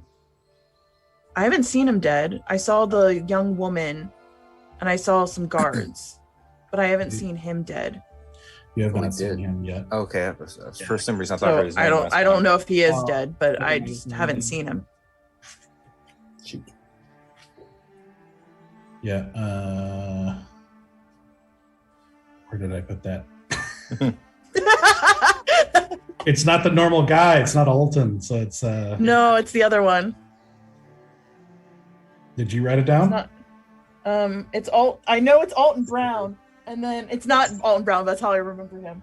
And then there's like 5 names I have on this book, and I know Boral is the new guy for Robert, but he's not here right now. And then And then there's like 5 Varices, but I don't know who that is. I think that's the person that said that they killed 5 Varices? I have Varice written down 5 different times, but there's also an Arice. So like I don't know if those are the same person, they're different person. And then there's a Verissa, and that's the Lady Verissa. Does it start with an L, like Lydia? No. No. No. Luma. Where on earth did I put this? I don't have it in my normal place I would. Lorem. Lorem. Golly. That's Lorem right. ipsum. I always put Yep. stupid things in my brain to remember them, but lorem ipsum. That's who it is. Yep, you're right. This is why my notes are chaotic. So many names.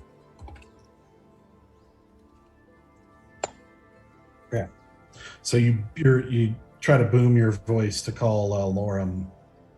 As you do, though, you hear a number of footsteps outside the hallway. And a moment later, you see a number of guards. One of them you recognize just vaguely from the front gate, bursting in as 4 or 5 guards burst in and are just looking around at all this damage. And one of them goes, "What happened?"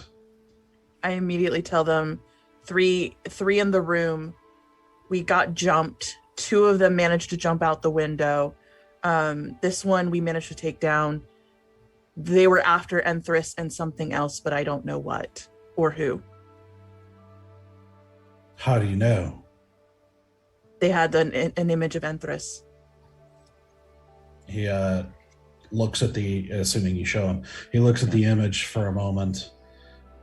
And he goes and basically tells the rest of them to basically be on high alert, wake up the guards that are sleeping, full motion, do a full sweep of the house, the whole 9 yards. As they're doing that, Lorem, comes in like in what it seems to be like kind of night clothes. He's like, I heard a boom. I was awakened. What? We need. What? We have time to mourn the dead and figure out what is happening in a minute. I need you and your people to do an entire sweep of this house. You tell me if anything is missing. Yeah, and the guard who was talking says, "I'm already on it." Excellent. And then you're going to tell me what the fuck is going on inside this house. And the guard says, "We found a few other bodies outside and inside. Apparently, these attackers killed some of us as they went. As you say, apparently looking for Enthress. I think you know more than we do." But I don't know what is in this house. I don't know what Enthress has in this house other than just valuable things. What does she hide in this house? You think they were burglars? I think they were after something valuable enough that they would risk their own health and safety, not only to take Enthress down, but to take out something else or someone else.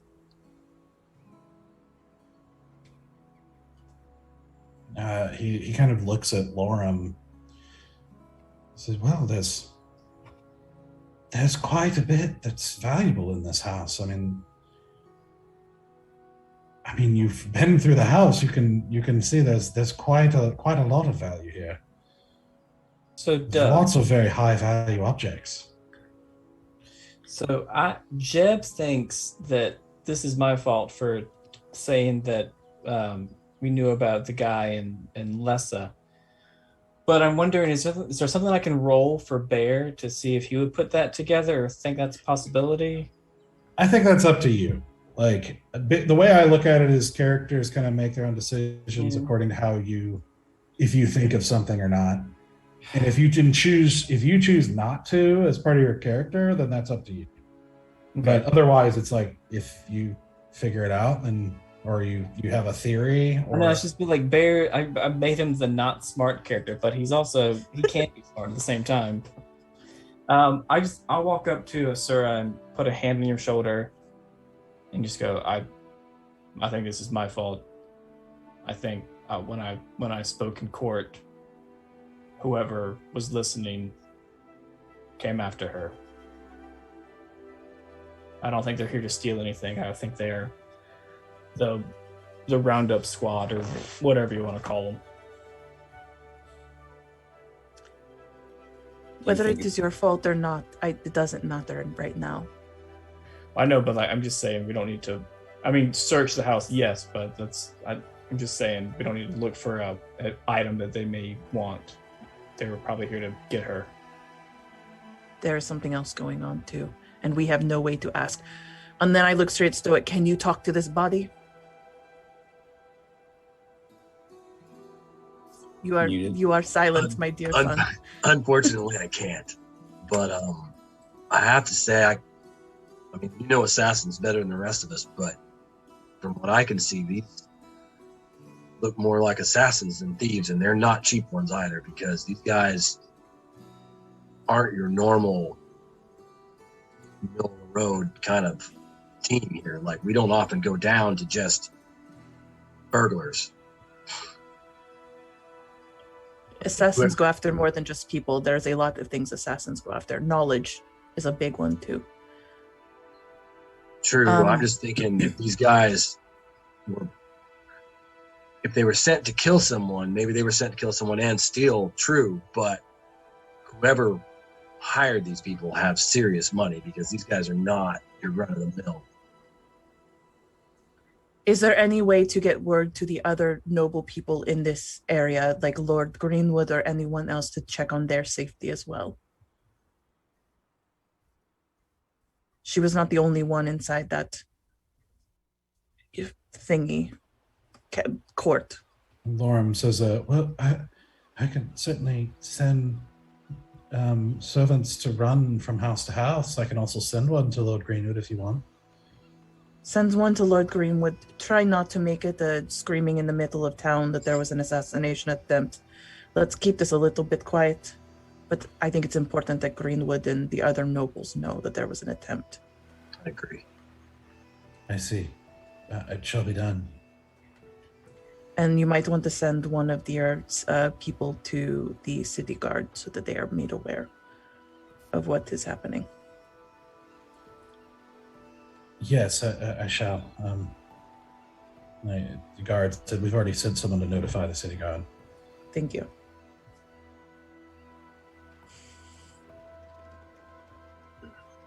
Lorem. Yes. How do your people? How do you bury the dead here? Do you bury the dead? Do you burn the dead? It's Carondian tradition to burn them. Okay. If you don't mind, I would like to take these bodies where that can be done. Yes. If it's all right, I'd like to not do it immediately so that I might have a chance to notify next of kin. Of course. Some of them had family here in the city.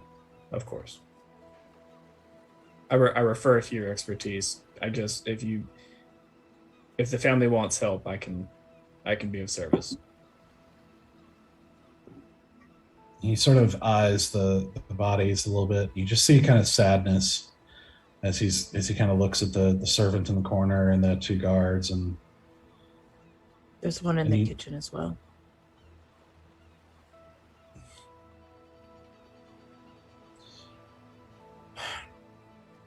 All right.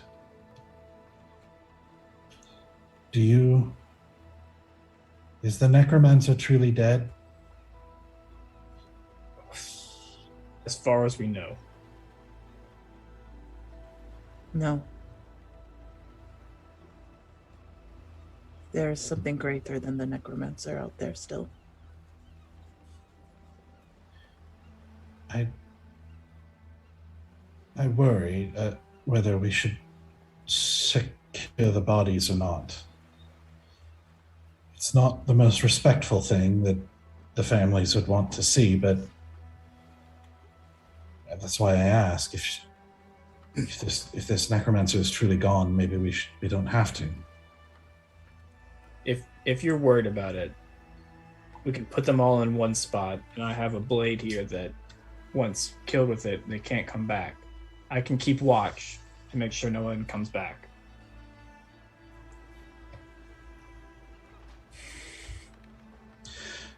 I wouldn't want to burden you with that. I'm not. Some of them might have to travel in from the countryside. I'm not sure how long that would last. There's a storeroom. There's an empty storeroom. I'm sure we can lock and at least secure them there. And then if something terrible happens, we'll fetch you to deal with it. Sure. Yeah, I will show me where the storeroom is, and I will start taking them there. Thank you, Defender Bear. Of course. Was there anything that might have been familiar about the way that these guys were fighting? Like any type of training that I would recognize? For these guys, no. Okay. Would I? I don't think you would recognize this particular, like any particular style. You just recognize that they were extremely competent, like at what they were doing. They were moving as fast, if not faster, sometimes than Valen. Like these are very expensive, very highly trained, high level assassins. Like they knew what they were doing.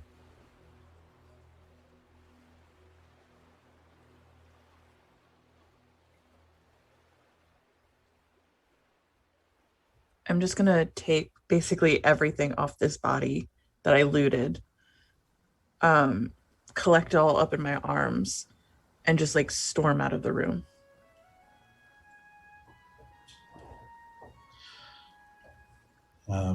Moram says, you should all get some rest if you can. We will take care of the mess and the bodies and whatnot. Okay. I think I'm going to go drink out of the key pool. Okay. To go ahead and the kiddie pool. to go ahead and rejuvenate that at least. Okay. I'm sure you guys will be, you'll be watching things and monitoring things, but if you don't mind, I'm going to stay up for a little while and just walk around the estate. Extra set of eyes can't hurt. Okay. You do, as you take the drink, you feel that kind of familiar surge that you felt that one time before, of that energy replenishing you, kind of feeling it fill you up and give you more energy, and recentering your calm and your discipline internally. And you notice that it seems like the fountain doesn't have any more essence to it at the moment, now that it's been used twice.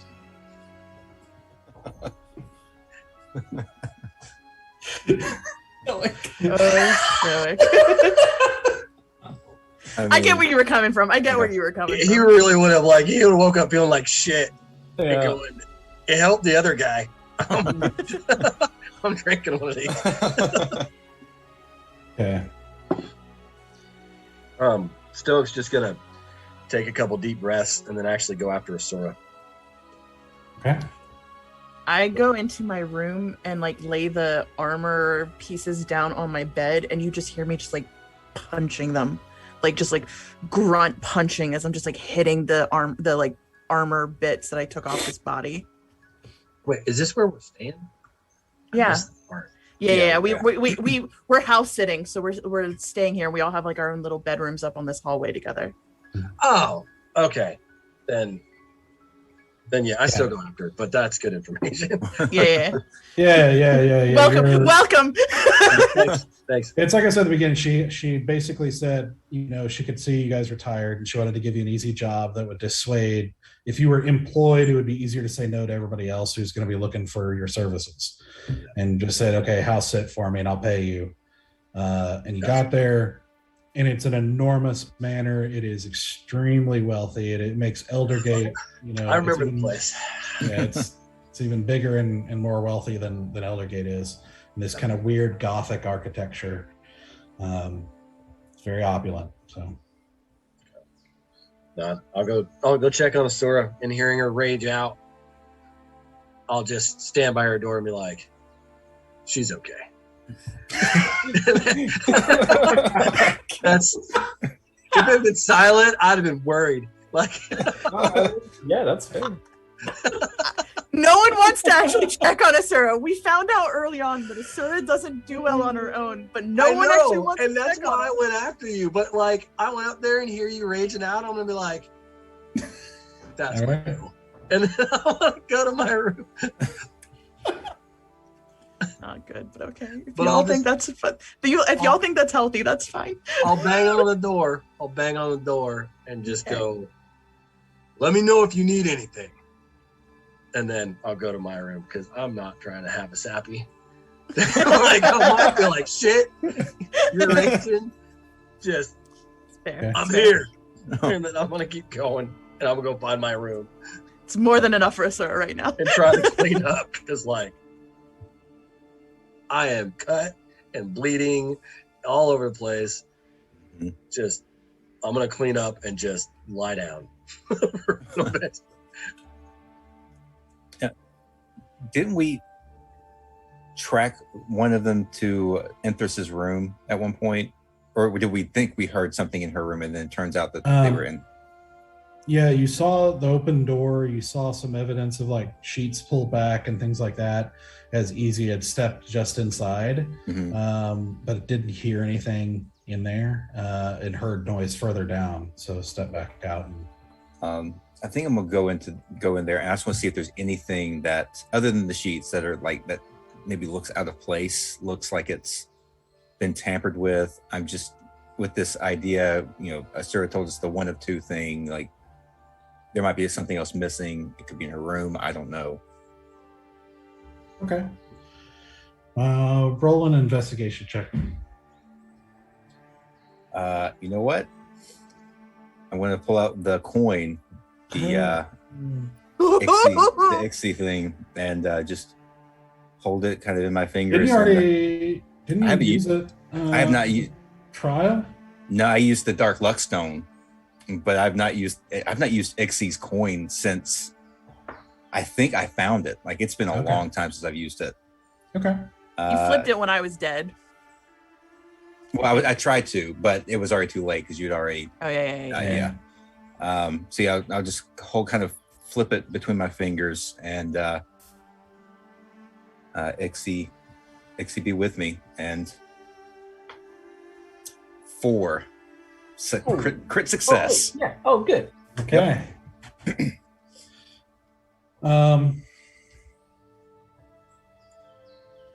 Let's see.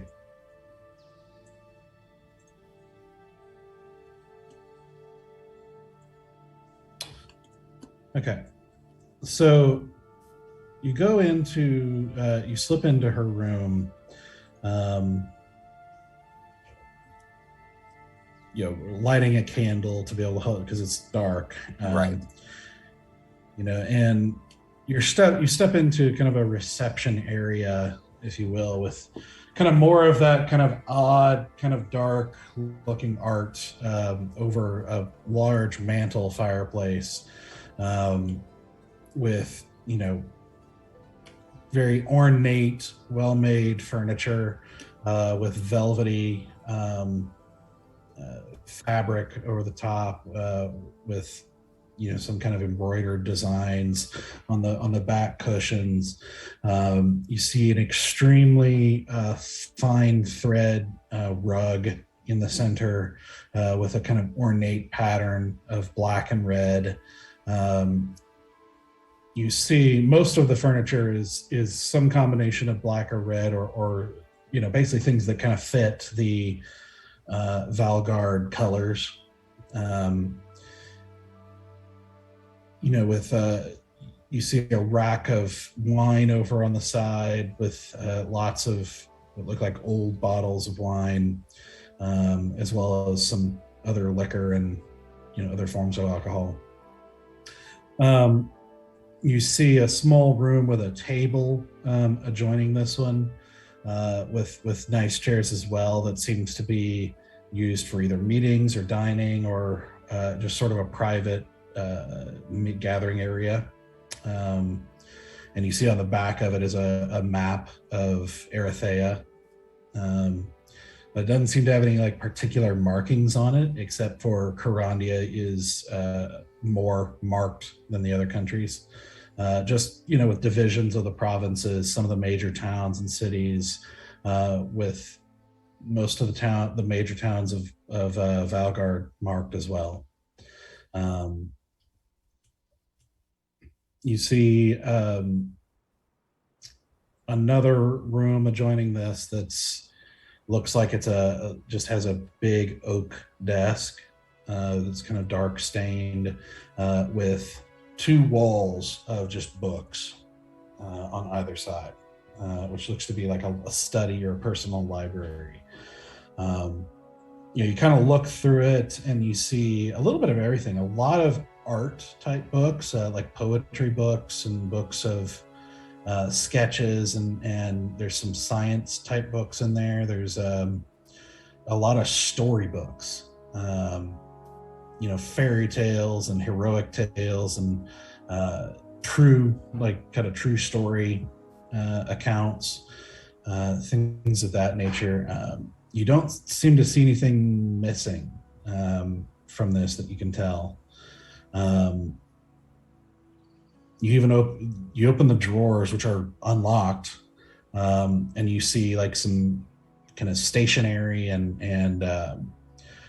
you know, very fine parchment and ink of several different colors, like lots of just supplies for doing, you know, like wax, sealing wax, and things of that nature. But you don't see any like documents. You don't see any actual letters or maps or anything of importance in there. Just supplies. Eventually make your way to the other side where the bedroom is, and you kind of walk into this bedroom that itself has another large fireplace inside with a fountain, you know, very, very small fountain on one side, just kind of creating this peaceful babble of water in the room, with a few kind of large dark plants throughout the room. You see a massive 4-poster canopy bed in the center, where you can see sheets that have been, you know, jerked back, but nothing else of evidence around the area. You see a closet that probably extends 20 foot back, with like a good, you know, probably 7 or 8 feet walking space between 2 long rows of clothing, of just dresses and shirts and pants and cloaks and jackets and pieces of clothing you don't even recognize. You know, you see a little bit of everything. I mean, you see work clothes, you see nice clothes, you see riding clothes, you see it's like there's clothes here for almost anything you could imagine. Even a couple of sets of armor, all, you know, polished perfectly. You know, they're kind of on mannequins in the back, one on each side, that look like they're perfectly formed to her figure, with the Valgard symbol on the chest. You know, with like the kind of red and black adornment to it. And I'll say with the nat 20, give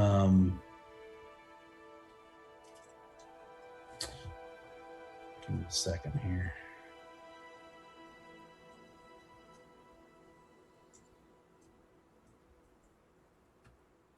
Lost my page here.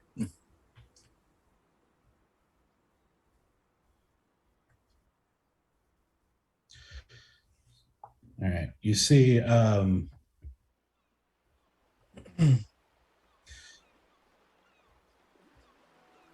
as you kind of walk through and take a look at the clothing and everything, you can see evidence here and there of like little gaps of clothing where it looks like some have been packed up, and a place where you can see like a trunk. Some trunks might have been sitting at one point and are no longer there. Just kind of like impressions on the carpet, that have obviously been packed for her departure. And you see. Just out of the corner of your eye, you see one place where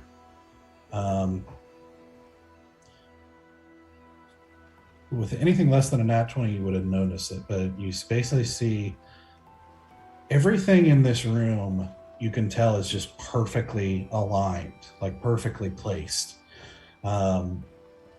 except one trunk that is just like an inch or so crooked. And you almost overlook it, and then you just stop and go, everything in the room seems perfect except this. And you just kind of like idly look at it for a second, and just out of curiosity, you move the trunk and look, and you can see just a faint outline of a compartment underneath it. And you get the impression maybe they were in a hurry and didn't quite put it back perfectly for this compartment.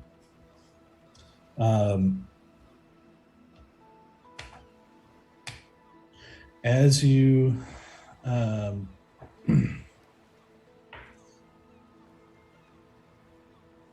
as you pull the trunk out, and it takes you a minute, you realize that it looks like it's a compartment, but you see it takes you a minute to spot it, but you see like a little hole where you imagine a key would go.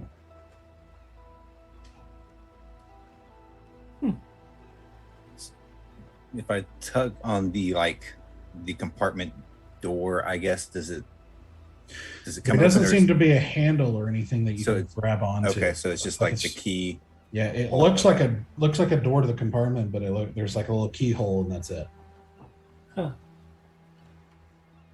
We got the jar. It's true.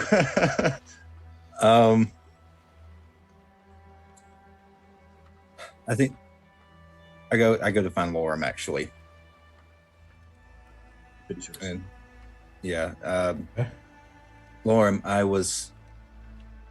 had thought I had heard someone in her room when we first, in Lady Enthress's room when we first were kind of aware of the intruders. So I just went back to look and see if I could find anything that was out of place, and it looks like they may have disturbed an area in her closet. There's a compartment that requires a key. Is that something you have, or is that something that only Lady Enthress would have? I can show you if you'd like to look at it. You see him you found him eventually in the kitchen, and you see him, you're talking to him as he's watching the guard, like with sadness, as the guards are moving the girl that served you earlier. As they're picking her up, and another servant is starting to clean up the blood. He says, I'm sorry, compartment in her closet. We can deal with that later if this is something that, like, obviously this is very important to take care of.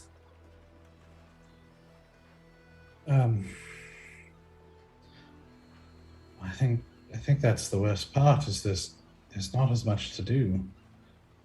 Not nearly enough. But I'm sorry, I don't think I'm aware of a compartment. I certainly wouldn't have a key to it. Okay.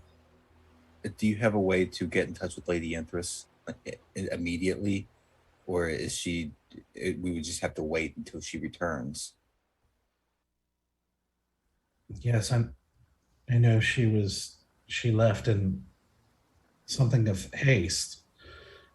So she's in a hurry to head south. I suppose I can send a rider. We can send a messenger to try and get word to her. It just depends on how fast she's moving, I suppose. She left, after the trial, so she'll have half a day plus tonight. So it just depends. But I can certainly. I'm going to have to send one south to let her know of what happened anyway. Indeed. Yes, I think that including this information might be the best. So to let her know that there might have been something taken. Well, that's disturbing. Was there evidence of tampering with this compartment? Well, the only thing that I could say is that there was a I don't think of a suitcase. I think you used a different word, didn't you, Doug? Yes. Trunk. All I could have in my head was suitcase. There was a trunk that was on top of this compartment, but it was slightly askew, and based on everything else in her room, it was immaculately well kept and perfect, and this was just slightly out of place. So it looks like perhaps in their haste they might have not had set it back just right. Yes, her room servants do make a point to make sure everything is pristine in her room, especially. But they, like I said, they were leaving in something of a haste, so it is possible that they didn't put it back correctly as well. But I will certainly notify him. Yeah, that would be a coincidence for sure. All right. I can certainly do that. I will. Thank you, and I will let you get back to just taking care of this unfortunate event. Please let me know if there's anything else you require. Thank you, and good night. And then I head back into the upstairs and knock on the sir's door. Okay. At this point, I've burnt myself out on punching this thing. So I'm just sitting on the floor, just looking at my bruised and beaten up hands, and I'm just shaking.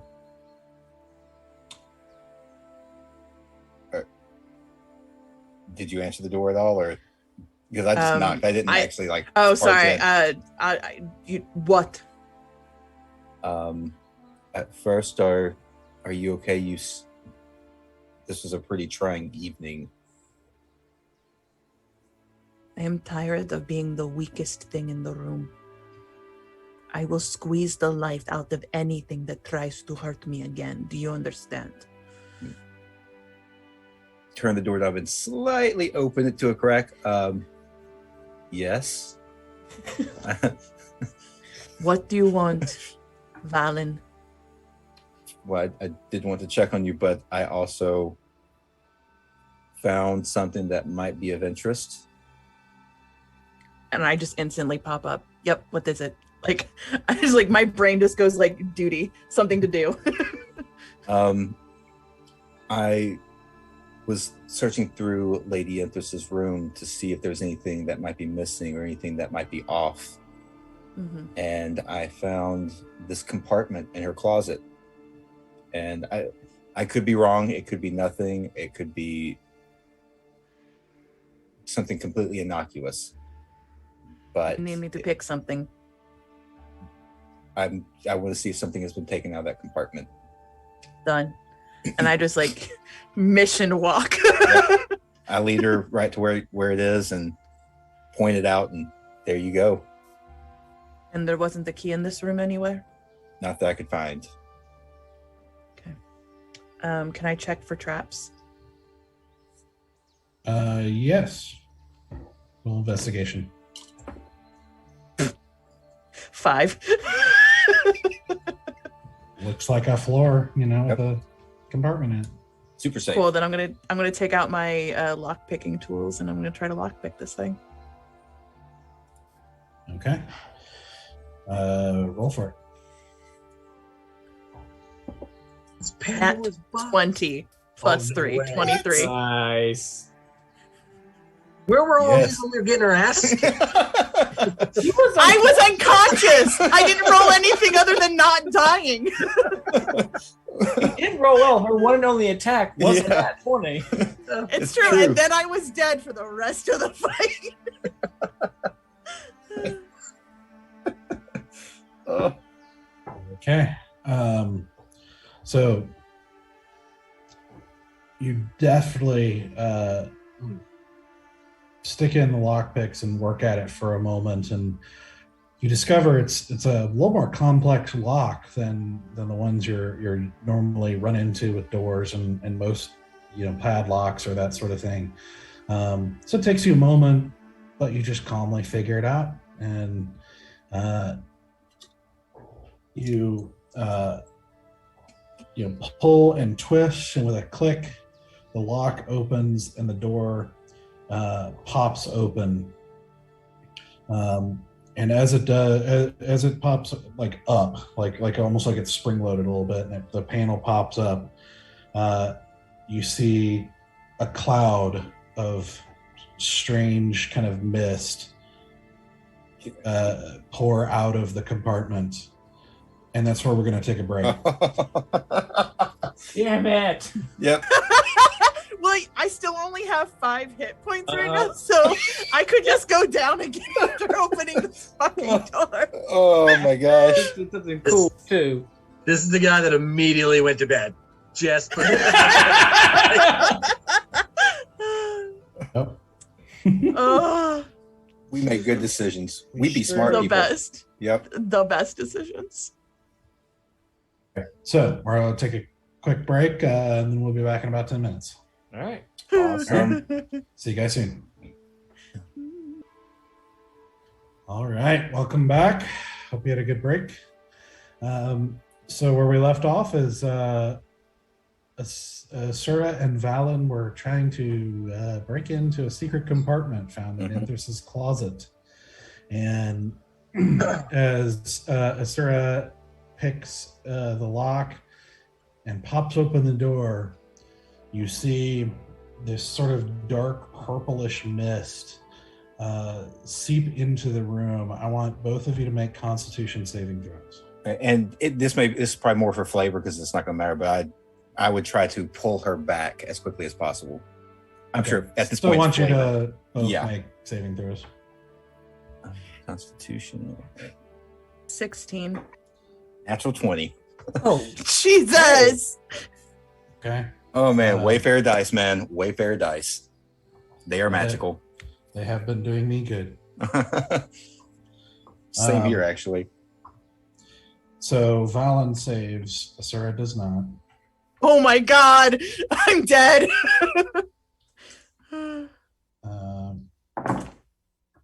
So that is 19 points of poison damage. I'm out. Down to 9 for Valen. That adjusted. And Asura goes down. All right. Well, help, help. she probably doesn't have her bag on her, be my guess. So you would if you're looking for me. I'll be in the storage room where the bodies are. No, I haven't ungeared. I literally took the gear that I found, threw it on the bed, punched it, and then sat down. I haven't disrobed yet. okay. Well, then I'll find. Yeah. Yeah. Oh, let me see what I want to see what my healer. Asura, make a death save. Okay, so Six. I'm actually Okay. I'm going Fail. to I'm going to take my healer's kit and use one of its uses to stabilize her. Okay. So I've got 7 left on that. Okay, so you basically quickly drag her away out of the closet, use your kit, and take a few minutes to stabilize her as best you can. So she looks like she's not dying or at the cusp of death at the moment. Yeah. Oh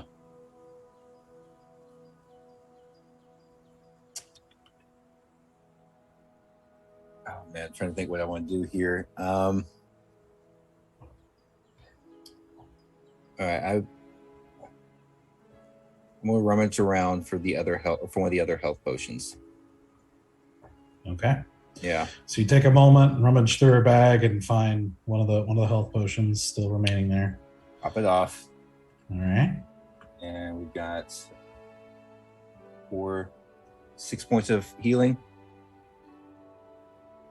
Okay. So, Asura, you wake up with Valen kind of crouched over you, your lungs burning, and this kind of burning sensation kind of through your body, which Valen, you're feeling too, just to a little bit lesser degree. Yeah. Well, that we did that. I take responsibility for bringing you into this. I just get up and I don't say anything, and then I go back over to the hatch. Okay.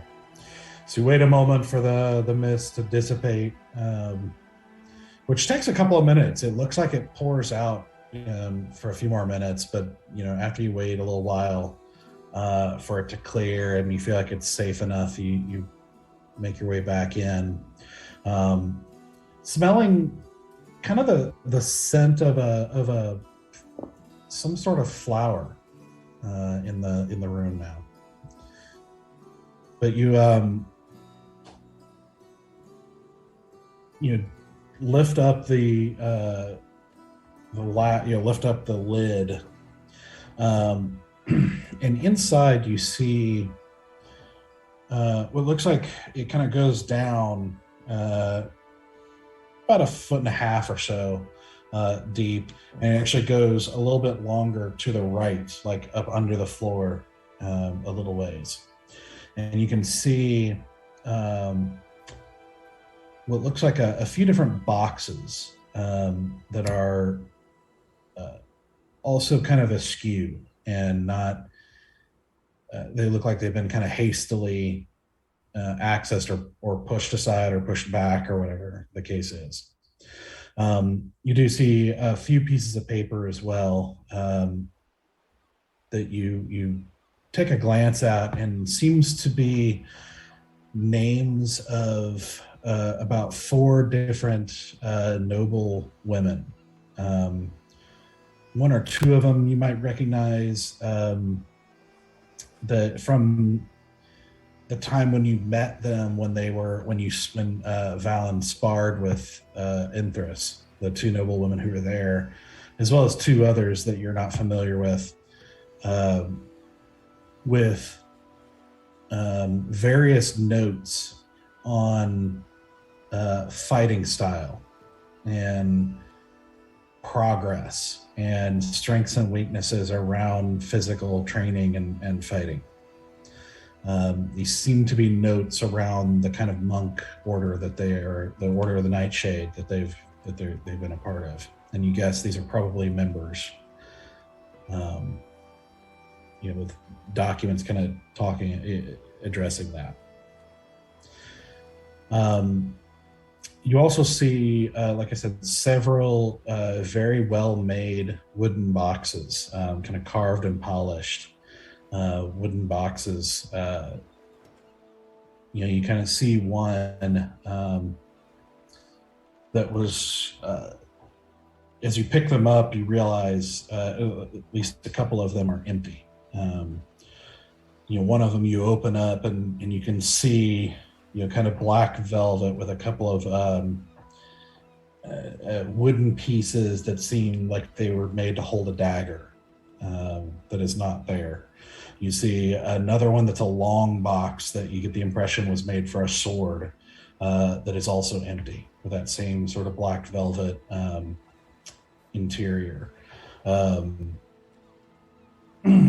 You see another kind of round box with the carving of a dark kind of purple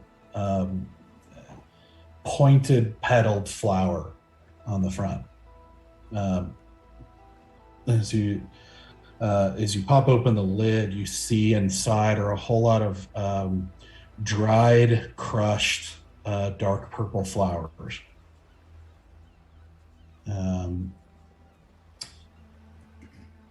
You also see an empty vial case that looks like had some vials in it that were also kind of seemingly taken in haste. And then down at the bottom, you see one kind of larger box that you, after you've cleared out the other stuff, you pick that one up, and it seems to be holding something light inside. And you open it up, and inside you see a dark, kind of greenish, dark blue cloth that actually seems almost to ripple a little bit in its resting place. I mean, listen, Asura at this point has been unconscious more times than she's been conscious tonight. I just like dump it and like just like see what happens. Okay. So you dump it out onto the floor, and you see it doesn't just flop out like a normal cloak. It almost seems to flow out of the box, almost like water, until it kind of pools and rests on the floor.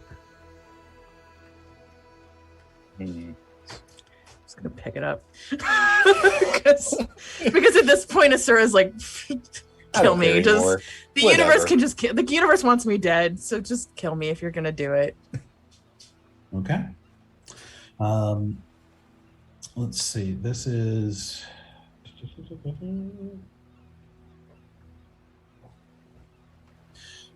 As you pick it up and kind of hold it, you can see that this cloak has this sort of dark blue greenish color to it, with a little bit of a lighter green on the edges, around the hems, around the edges, like kind of lining of the cloak. And you can see as you hold it up, it seems to gently sway, but not like wind, but almost like it's underwater. And Valen, you actually recognize this. You saw this, I believe, both times you were in To Wear a Dragon.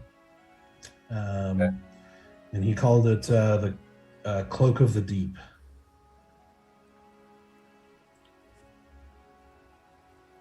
So it looks like she went shopping at some point. Maybe we should put this back and tell her. I don't know. I don't even know what. I wouldn't even know what's missing. I don't know if this is. She packed some of the stuff up when she left. I don't know. I don't know at this point. Well, either way, she's going to find out that we were rummaging through her things, so. That's true. Honestly, I say if you just want to hold on to it for right now, have yourself some fancy magic cloak. I don't know. I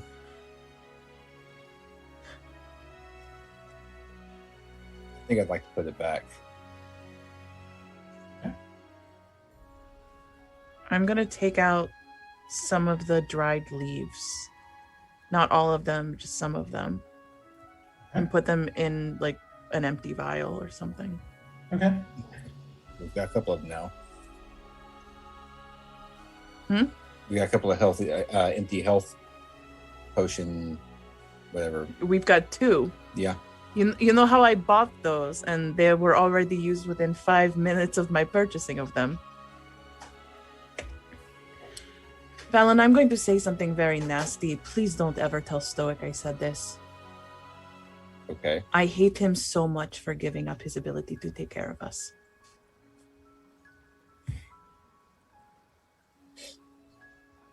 Yes, And I say that so selfishly because I know I'm the one who often gets advantage because of it. And I hate that he made that choice because it hurts us.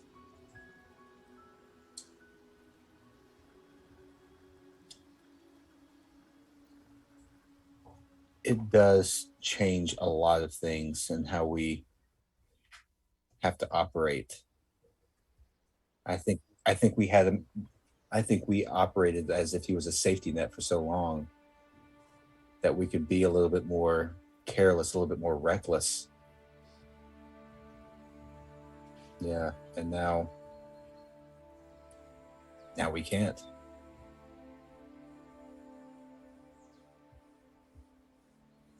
I just suddenly feel like a liability.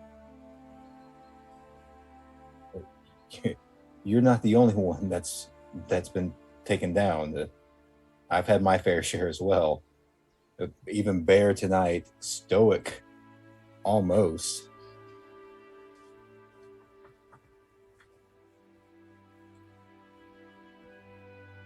We've killed the fucking dragon. And we get taken down by 3 guys in cloaks.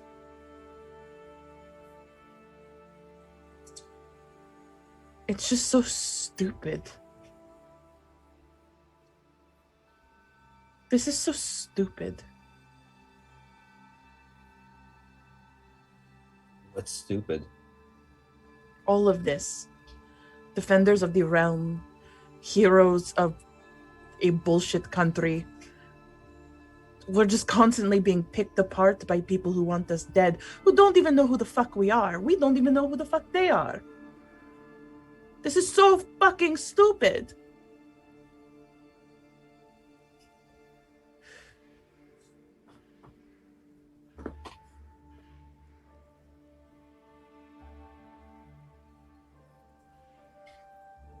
Yes. But I would never leave any of you.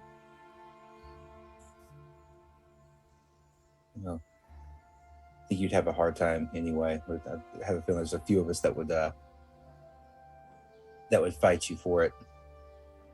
We would probably lose, but we would still fight you for it. I don't know. Tonight's track record says that you would probably win very easily. All you have to do is suddenly surprise me and then put me down. They were pretty powerful. And So it are we. concerns me. But we are not that powerful. Just shows us where we have room for improvement, where we can train a little harder, work together a little better.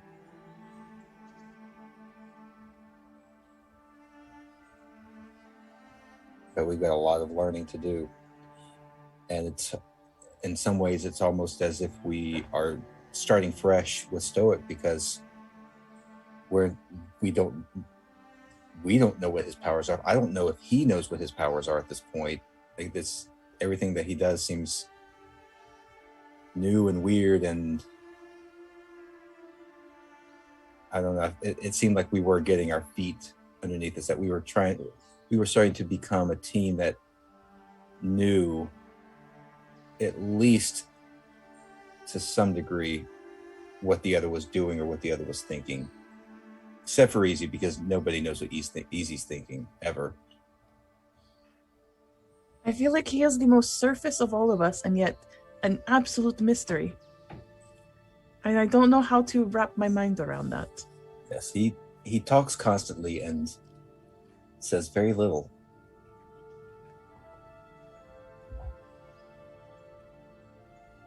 Maybe one day we'll crack that shell. But that's not going to be tonight. I think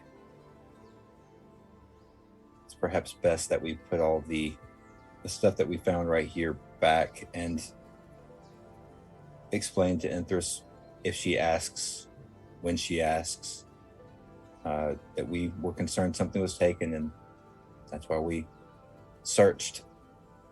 We saw or heard these men in her room, and what I'm more concerned about is this information in here. Yes, they stole things, but they also have knowledge about her and her people.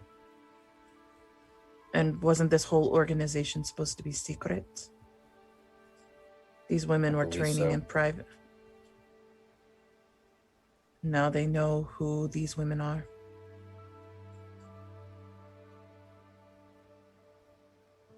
I think we should send word to them too. Absolutely.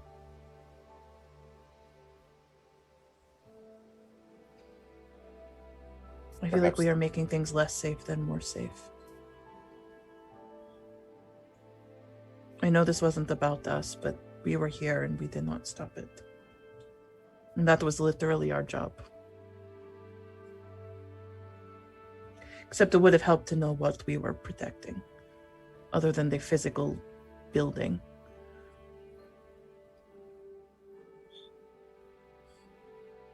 Yes, I don't know how much she would have known about this. But the stuff that she has hidden in her closet? The fact that there were people coming after it. I imagine she's always aware that somebody might be coming after it. It's a secret society. That would be the first thing I would do, is make this secret, make sure no one finds out about this. But she's already told us about it, and yet wouldn't she have told us that, well, maybe you need to be prepared in some way for this thing that potentially might happen. It hasn't happened I don't know. But did she tell you that, or was she too busy batting her eyes at you? Did you ask her? Or did you just say, sure, yeah, we'll watch the house? It seemed like an easy enough job. They always seem like easy enough jobs. We were supposed to just go after Darun. That was supposed to be an easy enough job. And then here we are how many months later?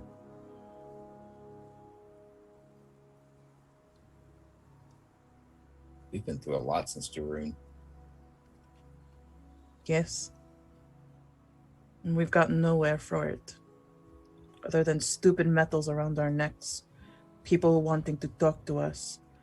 And we're just as stupid as we've always been.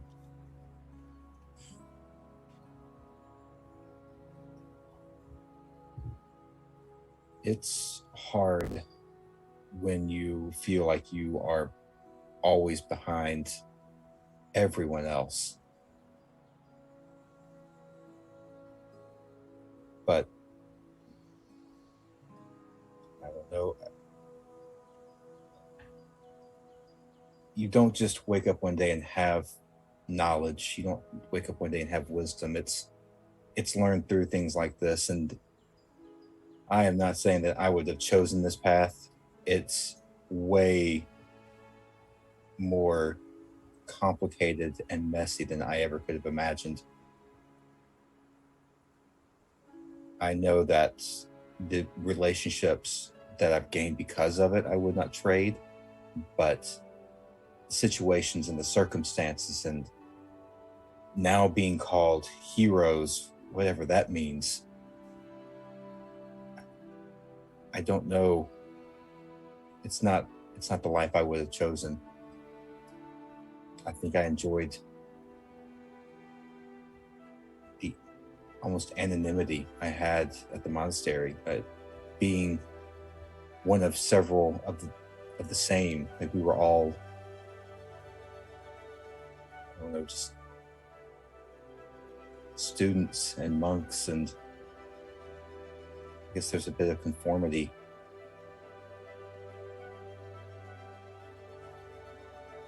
from now, I stand out. I don't like it.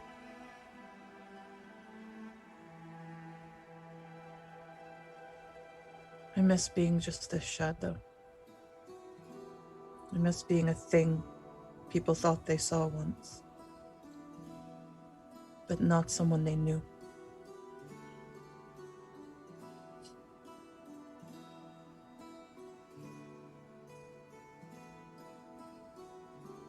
It was very lonely to be a shadow. But no one could hurt you in there, because I couldn't see you. And now I feel like all I do is stand in a spotlight no matter where I go. Maybe that's the trade-off. We leave our safe little comfort zones. Because of it, we expose ourselves to the world, to the pain, to more pain, to more hurt.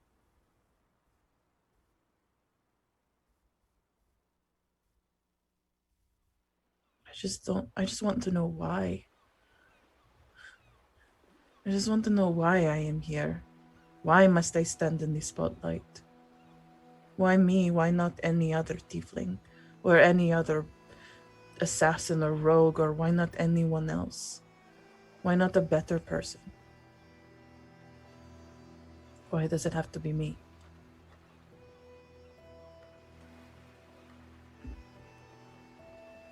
Why does it have to be us?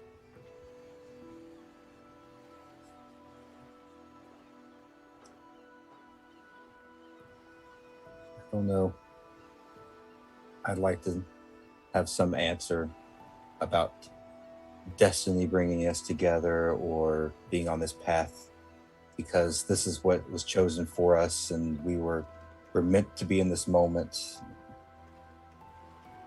But I don't know if I fully believe that. Sometimes you're just there and you make do with what's in front of you. Sometimes it's just reaction instead of proaction. And we've been very reactive. My entire life has been reactive.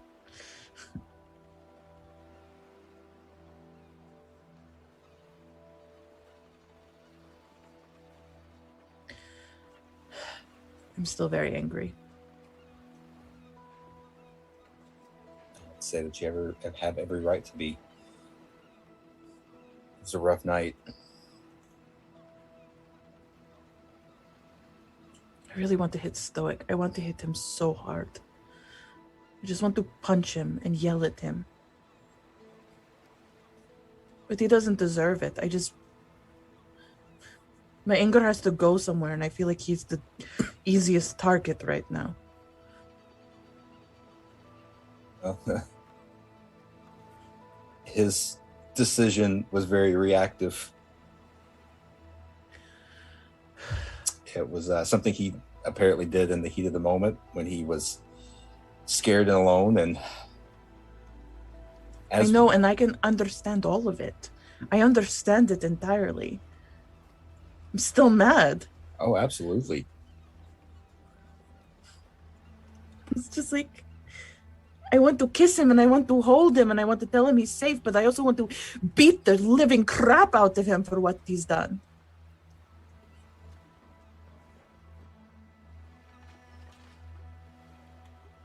How am I the youngest one and I sometimes feel like I'm the only one seeing things? Because you're walking around with a bunch of emotionally stunted guys. That is true. Perhaps only one of us is really aware of it, but still, and starting to try to work through some of that, while some of us are still responding out of that stuntedness.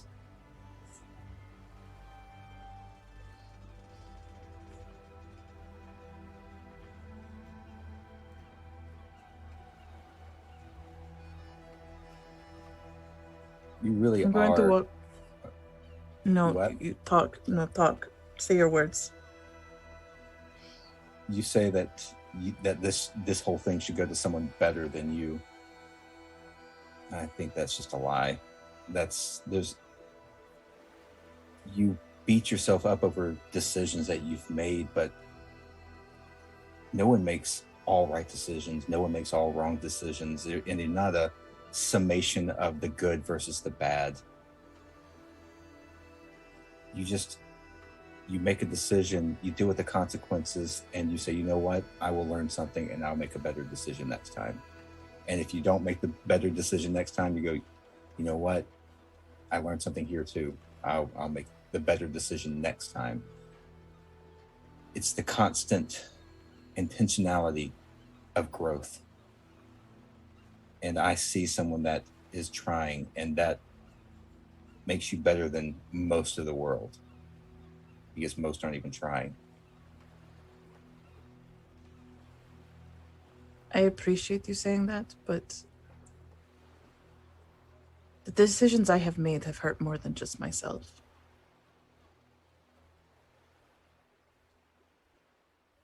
I regret my decisions because they hurt other people too.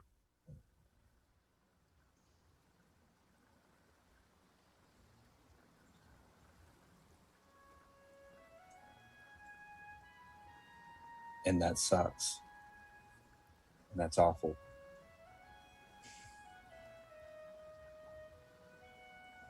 But you're trying to atone. You're trying to move past them. Not forget them. I don't think you ever forget them.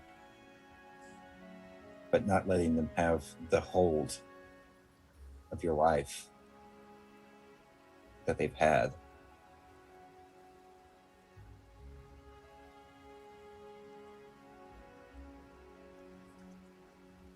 I don't want to talk about me. We are here now. We are nowhere near where you need to be, where Easy needs to be, where Bear or Stoic need to be. You still have a mission. You still have your sister. And we are nowhere near those. We keep doing things for other people, helping other places, other towns, other people, other kingdoms. But what about your goals, your needs, or Bear's?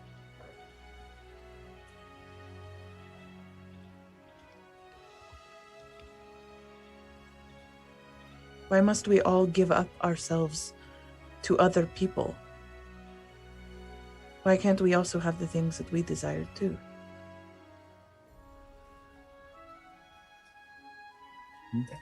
And that's the big question.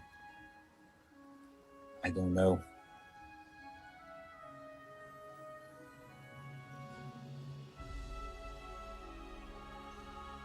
I'm tired and I don't want to talk anymore. Yeah, you go ahead and go to bed. I'll clean this up, and I'm probably gonna be up a little while longer anyway. Do you need me to lock this thing up? I don't know. Do I, Doug? Does it look like it will just like push back down and seal? That's what you'd guess, yeah. Okay. I think once I get everything loaded back up, it will just click back into place. Okay, yell at me if you need me to lock anything. Okay. And I get up, and when I get up, you see that the medallion, the defender's medallion, is still on the floor.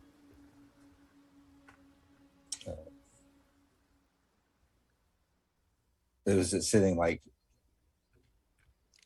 between where I don't know how we were sitting, if we were sitting like crisscross or I imagine we were down? sitting crisscross because we had to like hunch under to get the thing, and so we were Okay. bringing things out into the floor. So I imagine we were just like sitting like, yeah, I was sitting crisscross, like Okay, on the and floor. it's basically where your legs were, like you'd put it between your Yeah. legs, kind of. Okay. And I stand up and it's just sitting there. I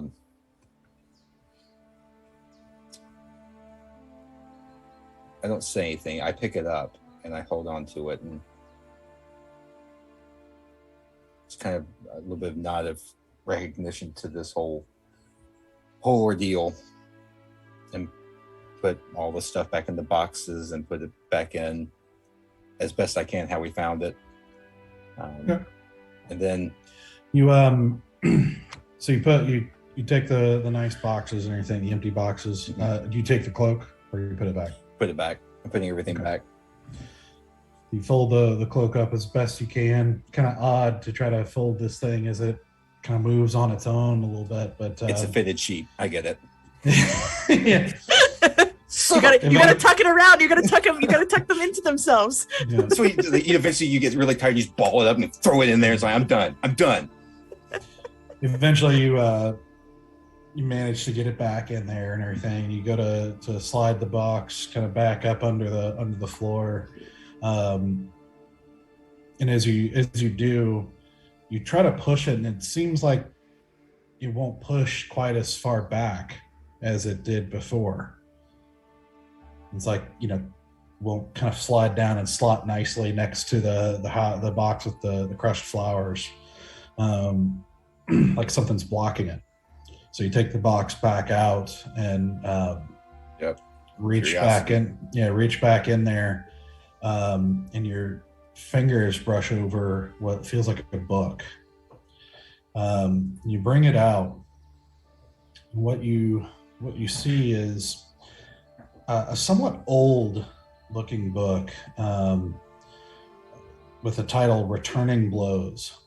And you kind of look through it. It looks like a relatively shorter tale. Like, you get the impression it was written for like youth, not like an adult thing, but the kind of book you might read as an adolescent growing up. And it seems, just at a glance and from the kind of looking at the beginning and that sort of thing, it seems to be a tale about a monk who lives in a town that is ravaged by an evil warlord, and the tale is basically his quest for vengeance on this evil warlord, who apparently did a lot of evil things to the town in the process.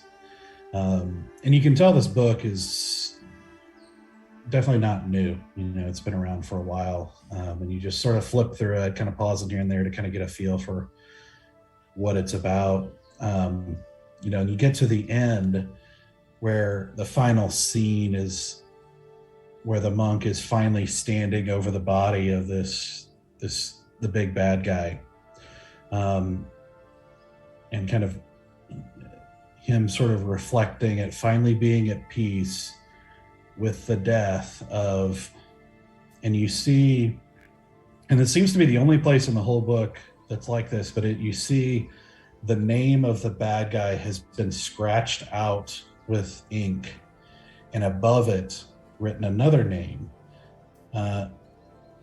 named Indwir Venasius. Indwir Venasius. Mm-hmm.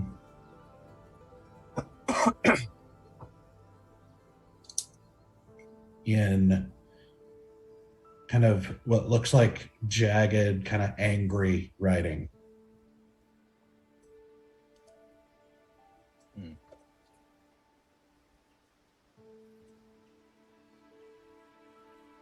Interesting.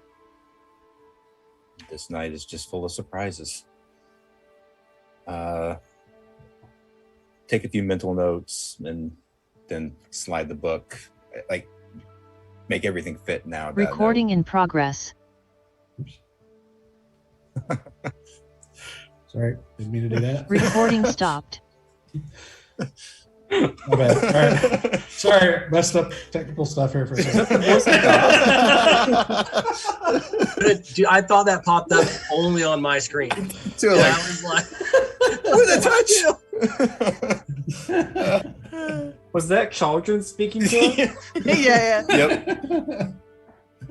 See? Please reconnect. Which is also really funny, right? As you said, like, I'm taking mental notes, and it's like, recording started.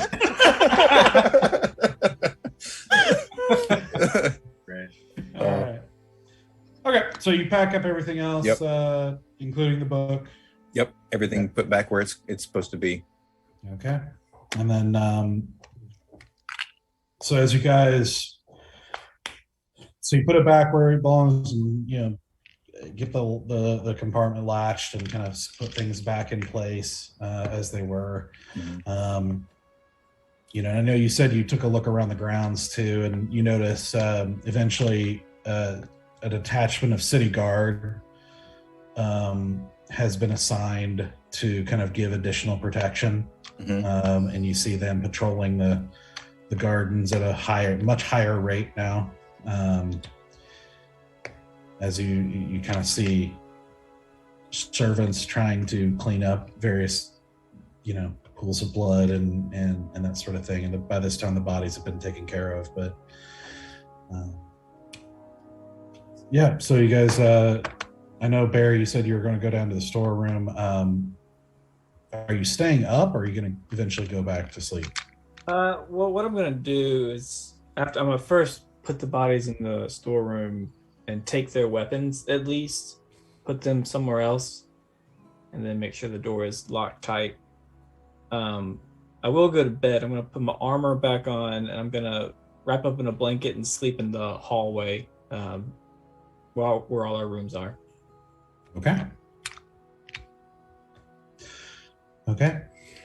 So you guys take some time to kind of calm down, but eventually settle into sleep, and you guys can count. I do want to check the gear real fast that I found, just like what those boots are and everything.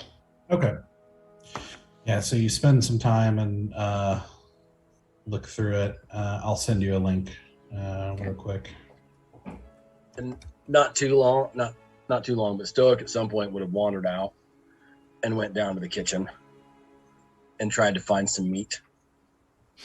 Like whatever there was, and just grabbed it and went back to his room. Like he's used to being able to heal really fast. And like he's really fucked up for the first time in a long time. Like, I need something to make this better. And he just takes the meat and goes and like pity eats in his bed.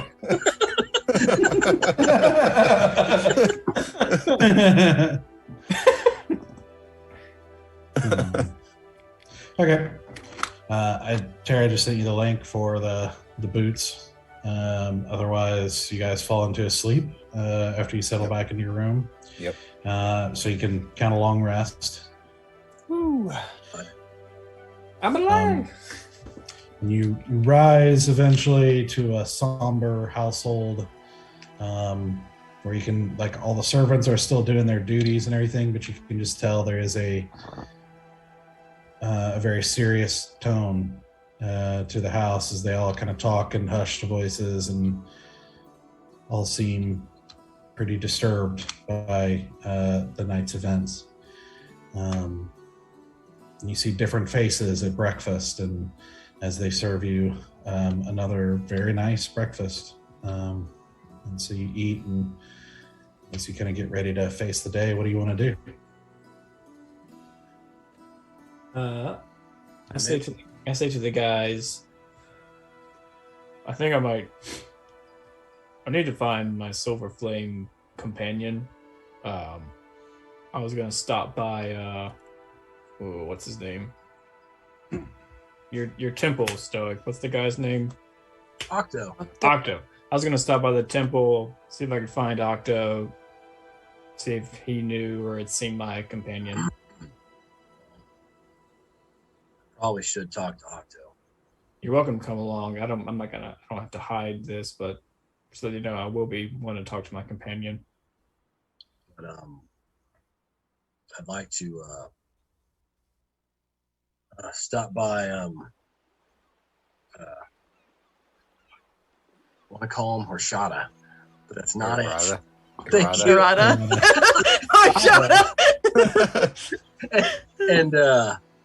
And just check on our friend if we haven't already. You did. You were there. Did you? Okay. Well, we checked he's doing good. Yeah, I've got no reason. Curie wasn't there when they checked on him, but they talked to Errata. Okay. Did we got an update on? If we did, I'll look it up. But we got an update on the stuff he was working on for us and all that. Mhm. We rearranged our items, our requests. Yeah, That's priority. I'll message you later Okay, about it. fair It's enough. on Slack. That's all I need. Okay, then yeah, Bear, I'd like to go with you. Sure, I would like the company. Okay. Second.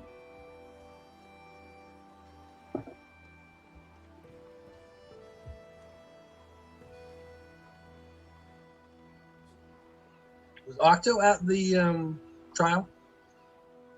Yeah, Yes. he was a witness for us. Okay. Yes, and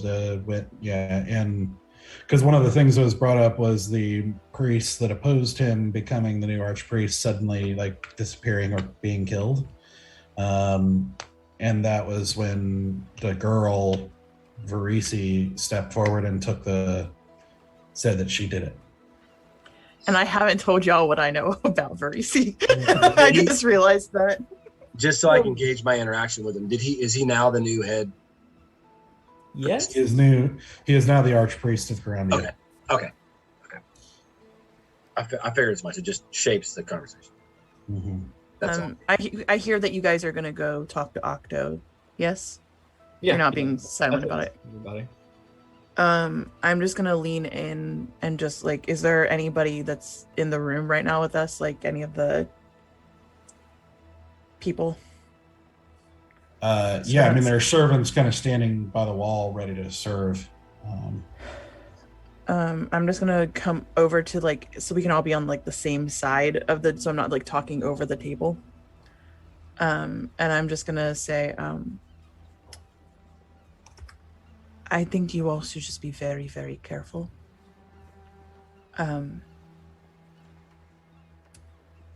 I don't know who that woman was. It was a woman, yes, who came in and said she came in and said she did it. Mm-hmm. I don't know who she is or why she admitted to everything. I don't know if she did it or not. But I definitely know that our friend in the shadows had something to do with it. Did you hear from the friend? No, I heard from a friend of a friend. Okay. But it was her friend. Yes. Okay.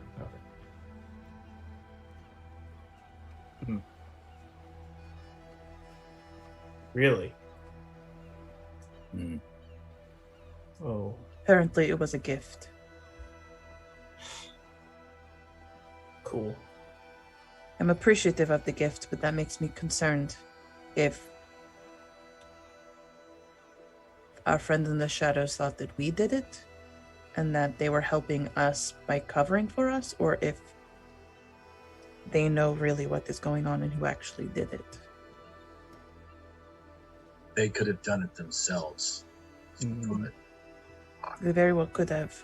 I don't know the origin point. I know we all want to believe Octo is a good person, but I still don't know if he did it. I don't know who we're covering for. Speaking of not trusting people, does anyone have a bad feeling about Greenwood? Like, he's done nothing but help us. I understand, but like that's what makes me not trust him. Like, everyone betrays. I don't trust anybody at this point. I To be very honest, there's some days I don't trust you all. That's fair. I'll put my hand on Bear's shoulder and just go, I was there, and I haven't trusted him from the beginning, but I will tell you, I think I really do trust him. You, Greenwood? Yeah. I didn't in the beginning. I blamed him for a long time because of the death of the children, and for working with that douchebag, but I think we ought to trust him. He's just too nice. Like, he's been nothing but good for us. Like, that's like weird. I mean, we did put his whole like land in order and discovered an ill-conceived duke right under his nose. Yeah. I mean, I don't know. I'm just saying something about him. I'm not gonna say we should like go, kidnap him or ransack his house or anything, but just something about him. No, I get it. I don't think when it comes to nobles, we can fully trust anybody. I'm even less likely to trust humans. No offense, and I look straight at Valid. After what we've gone through over the past few months, none taken. There was like, oh, tieflings are devil creatures, and I'm like, humans are the devilish of them all.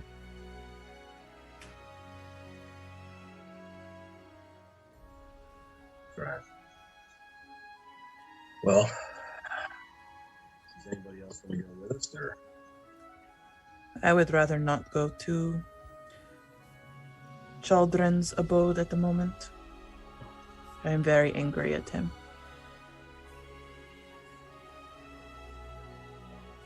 Maybe you can tell me why a little later. Maybe. And I think I want to go and see if I can say hi to what's that tabaxi's name? Fugino? Frappuccino. Yeah, Frappuccino. Fugino. I think he told you. Fugino is like on his estate, like in Ark Hill, not on the okay. city. I heard estate and I thought it meant in the city. Yeah. Never mind. No. Never mind. Don't want to make that journey. No. Well, then I'll probably end up going over to Palessa's to bring her the dried leaves and like just learn more about them and see if I can make something useful with them. Okay. Use her knowledge with herbs. Okay. Valen, what are you doing? I think I would actually go to Arados. Yeah, I think that's where I'll go. Okay. You tell us that? Sure. Yeah. I'm gonna hand you 150 gold and just be like, if you can find us any more health potions, please. That would Palessa is out at the moment because I bought up everything she had yesterday. Yeah, we asked Arada and he didn't. I think we asked Arada. I'm pretty sure we did. Yeah, I'm pretty sure. I'll check one more time. It doesn't hurt to ask again. Thanks. So, but I give you 150. Okay, and maybe he'll know someone else that might have some that he knows people now. I figured one of us might do shopping, and so it never hurts. Valen's gonna do it. We'll buy some stuff.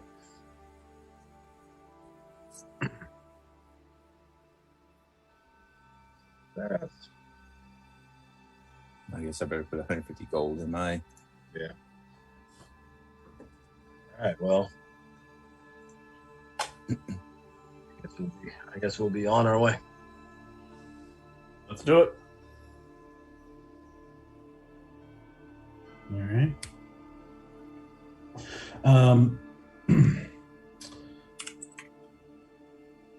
So, Asura, if you're just seeking information, just to do it quickly, Palessa tells you after she kind of spends a little bit of time with it, she recognizes it as nightshade. I figured that's what it was, but yeah, and so obviously it can be used to make poison. You get the impression that was probably how the type of poison you were ingesting in her closet. So I would want to ask her how I can make like a liquid version of the poison. Mm-hmm. Just like she can help me figure out how to make that. And then I would go to the oaken anvil and say hi to Edith.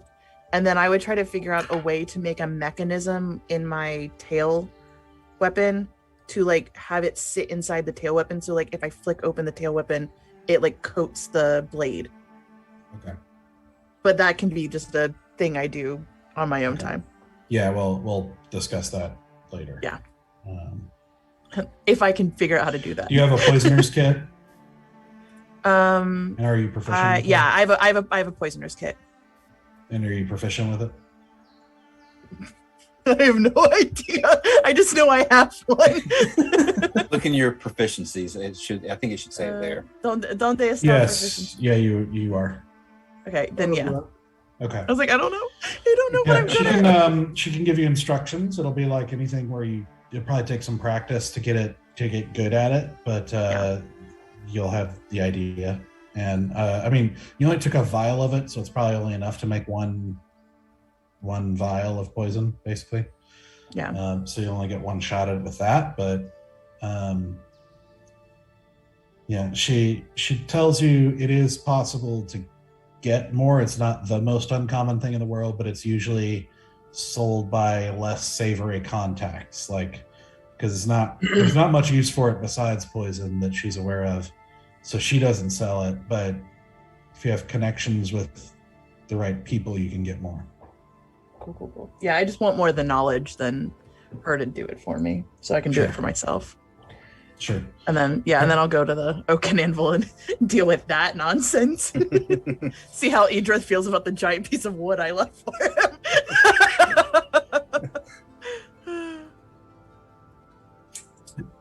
All right. Yeah, we'll do that real quick as you enter the quote minutes for him. Edith and Bellic, I know them well. I know them well. Also, I stand them as a couple. I don't care if they're not a couple. In my mind, they are. Didn't you already ship him and Palessa? What? No. Edith and Palessa? No, I always wanted because I knew that Edith and Palessa were like enemies. Yeah. Like they didn't like each other. No, I was Edith and Bellic this whole time because I made the comment about it and they were like, "What?" And I was like, "Hi."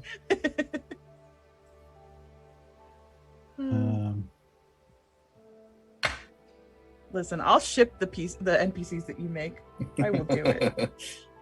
All right, so you walk into the shop and you see kind of the kind of regular bustle that you normally see. You see a whole lot more military pieces than normal. Probably a consequence of the army being present and everything that's been happening lately. And you see, rather than just furniture and other wood pieces on the wood side, you see a lot of bows and arrows being made. Just huge bundles of arrows being made and fletched and stacked, and eventually Idrith, you catch Idrith's eye, and as he's carving out a bow, and he like sighs and stands up and walks over to you, and he doesn't say anything for a long while, just kind of staring at you for a moment. And they say it's noble to forgive an enemy, and if that's true, I just became the Emperor of Targonia.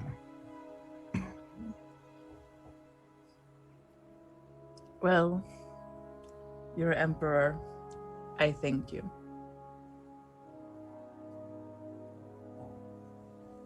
It was a nice piece. Mm-hmm. Don't know if you stole it, but I hope it Bought wasn't it from fair anyone and nice. Bought it fair and square. In the daylight hours. Mm-hmm.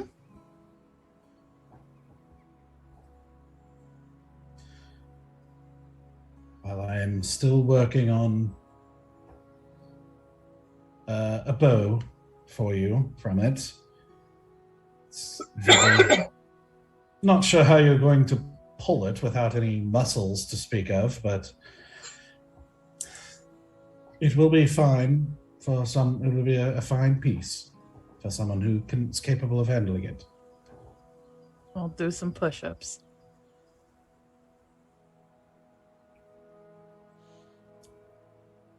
All right. I thank you. Now I'm going to bother your significant. I'm going to go over to Velik. I don't think Velik's wife would appreciate. Okay, whatever. Anasura's mine. This is the new form of torture.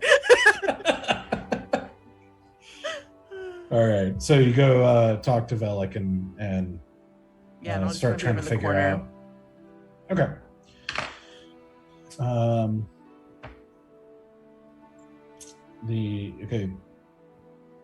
Stoic. You're going to chat with Octo. Well, Bear is. I'm accompanying him. Oh, okay. Yeah. So you go and you see the temple is even busier than you saw before. You're not sure if there's more bad things happening causing injury and sickness, or if they're just taking more people. But either way, there's a lot more happening. They're just people. You see a table set up where they're kind of ladling out soup to people. You see, several beds where people are either sitting or laying, slowly getting looked at by clerics and priests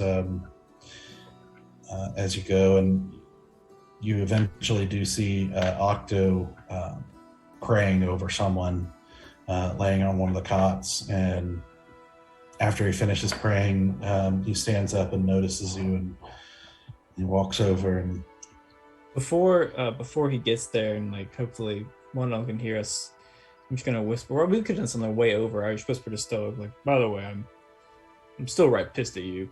I still enjoy your company, but I am still pissed.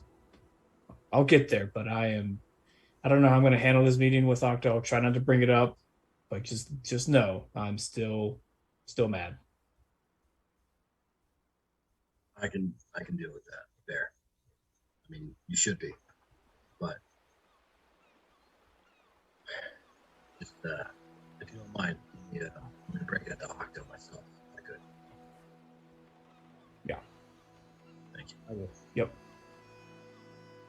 Got your back.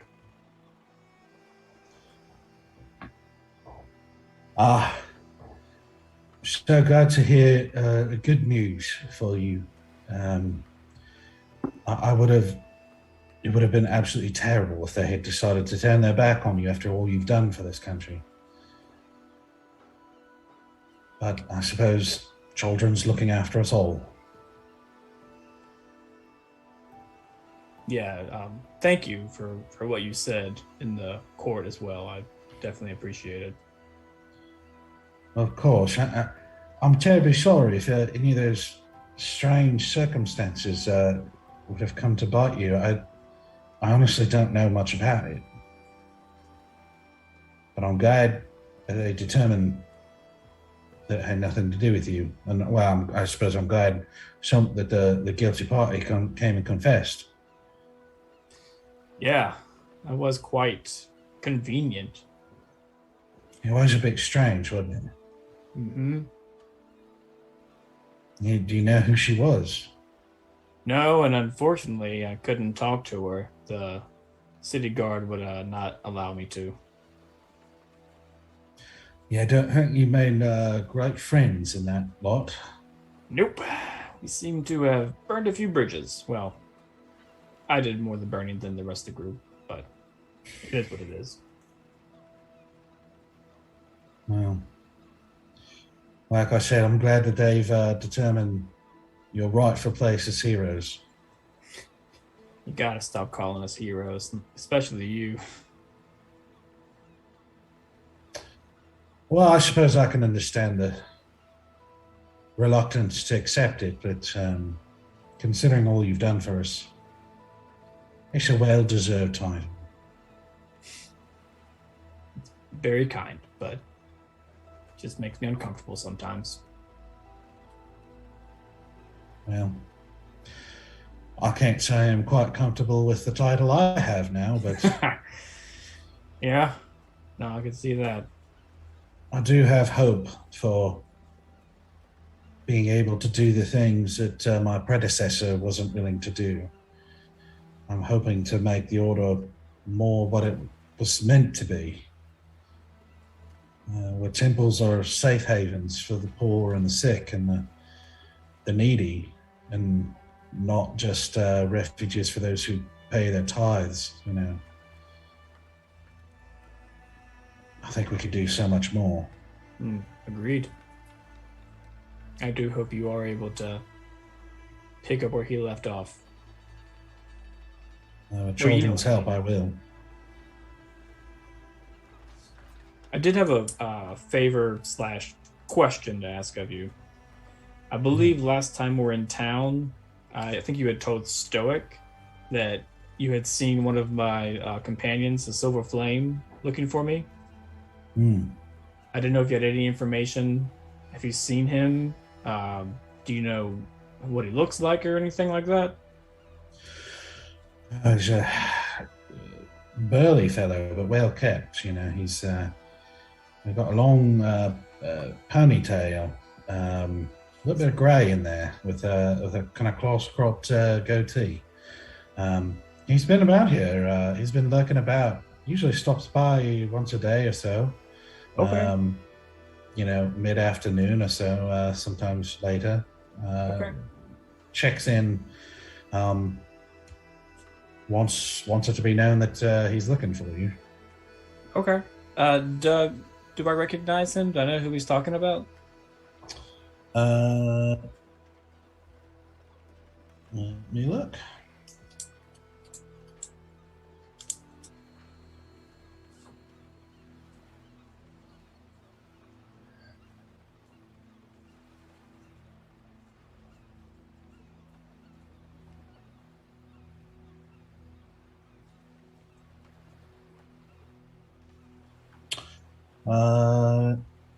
Yes.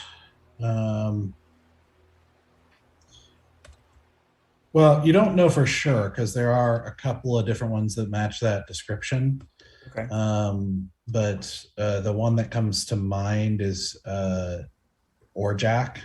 Orjack. Okay. Who you know to be he kind of comes and goes. Like when he's there, he wasn't there the whole time you were there. But when he was there, he would train others in combat. But then he would go off and do missions as well. So he was gone for long periods of time, and then would come back. Never seemed to rest. Just would always be working and training others, and then go do his mission. Okay. I say back to Octo.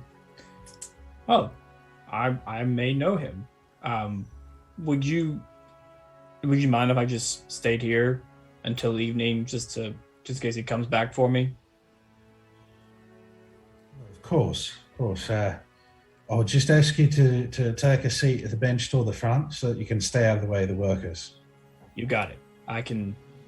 Yep, I will be there. And if you need me for anything, don't hesitate to ask. Well, I suppose you might know something about healing.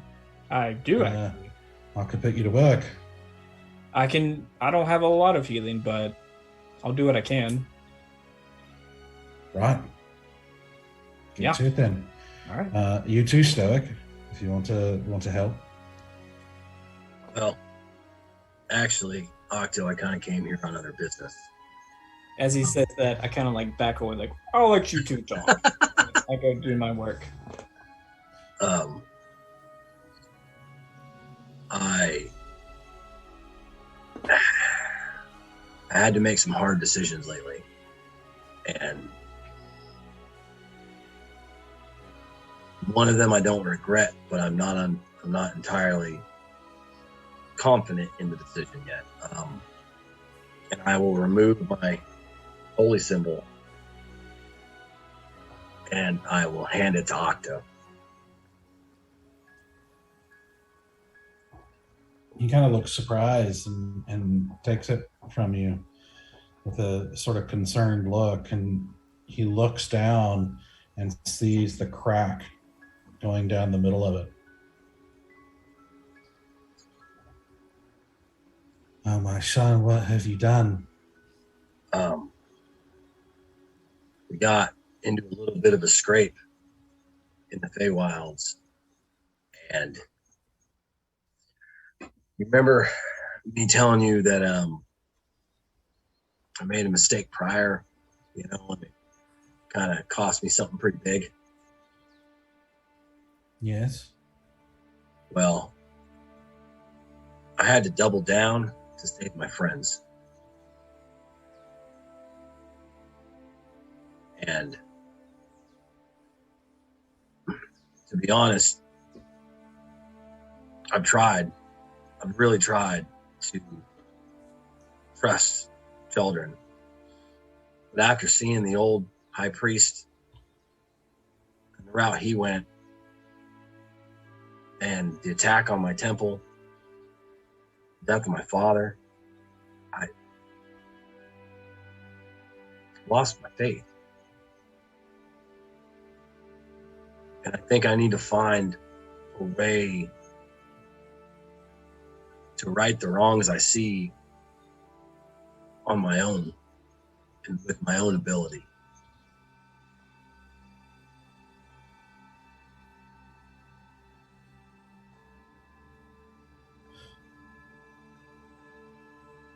Are you saying you've forsaken children? I have.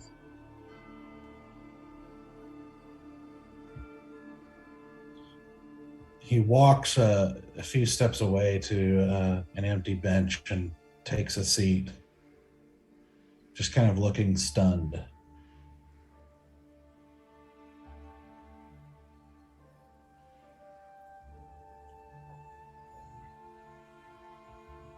The thing is, my belief in the teachings haven't changed. We should still heal the sick and defend the defenseless. We should still rid the world of the evil that's in it. I just can't put my faith in children anymore. I can in our beliefs, but he's not been there too many times for me.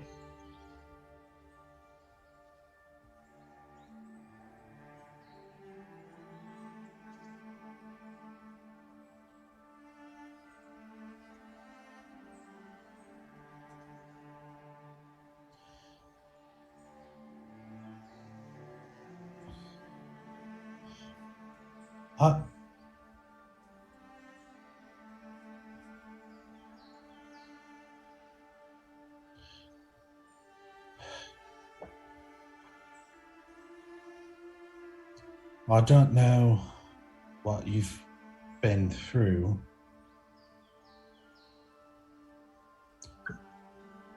but I can say with assurance that he would never abandon you.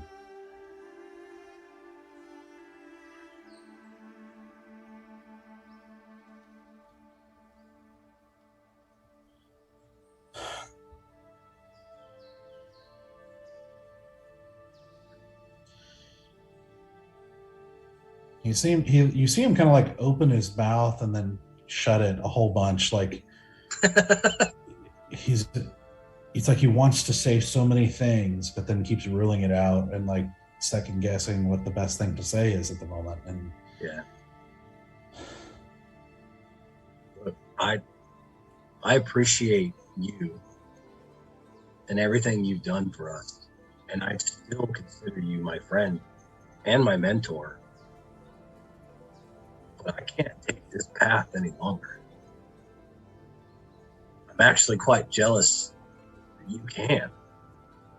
Your high priest tried to kill you and thousands of others in the name of children.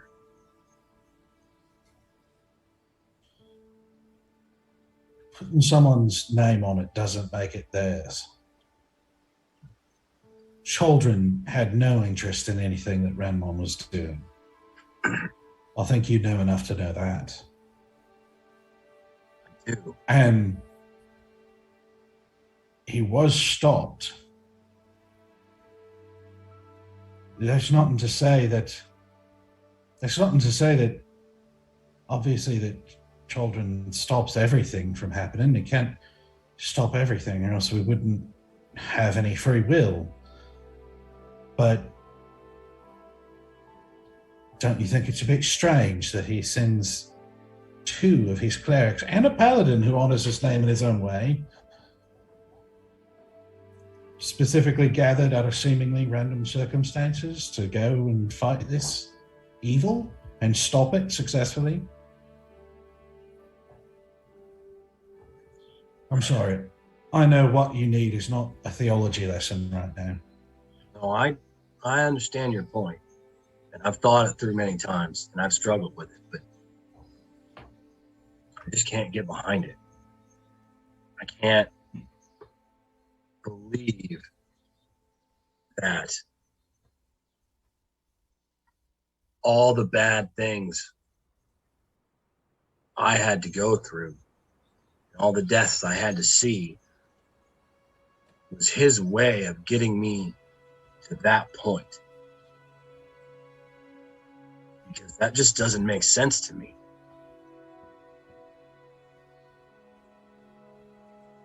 I'm glad we stopped him.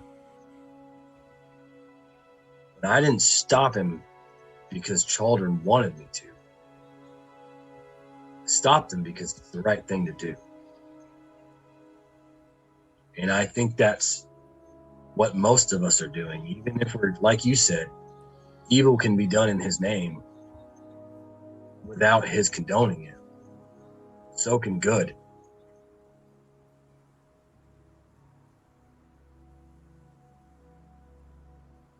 I can't continue in his name. I will continue the mission to make this world a better place. I just can't do it for him. I need to do it for myself.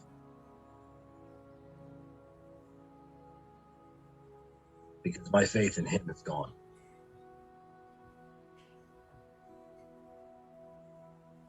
And I just wanted to tell you to your face, because I really do appreciate you and everything that you've done. And I still want to count you as a friend.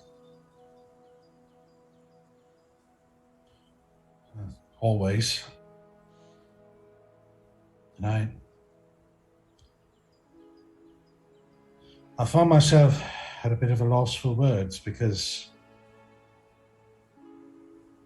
I know the answers, and I could have some sort of long theological discussion with you about such things, but I know that what's going on in your heart is far deeper than simple intellectual thoughts, and the heart doesn't respond to that sort of thing, and that's the sort of thing you need to sort out. For instance,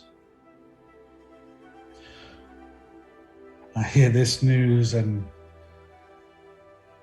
I still believe he has a purpose, even for you.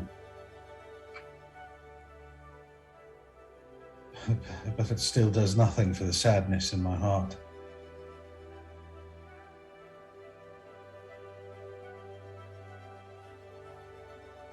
Well, maybe But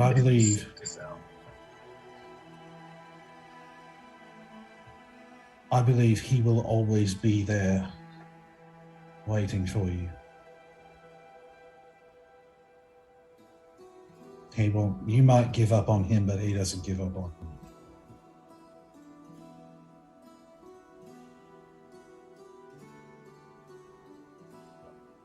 Thank you for understanding.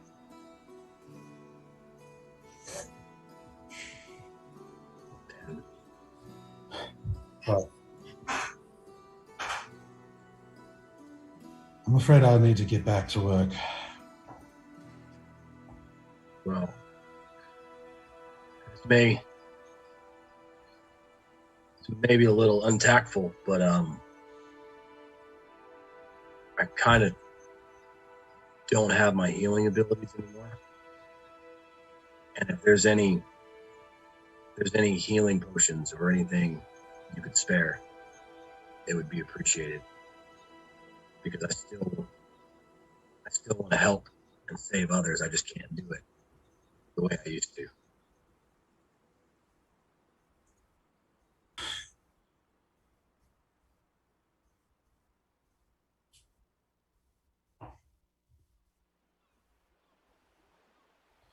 I'm afraid most of those sorts of things go to the more severe injuries that come through here. But I can check our stocks and see. Thank you. And I'll let you get back to work. Yeah. Such is the cost of such paths. And then he turns and goes back to going to work.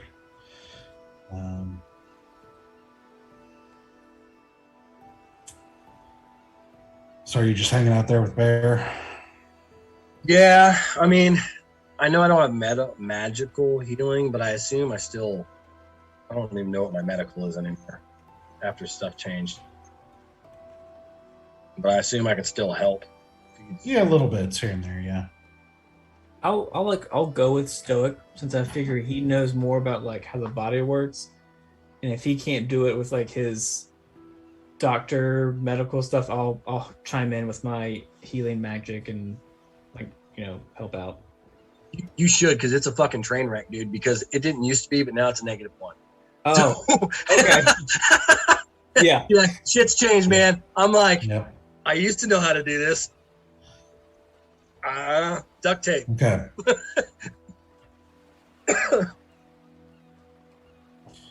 So, Valen, what are you doing at Errata's?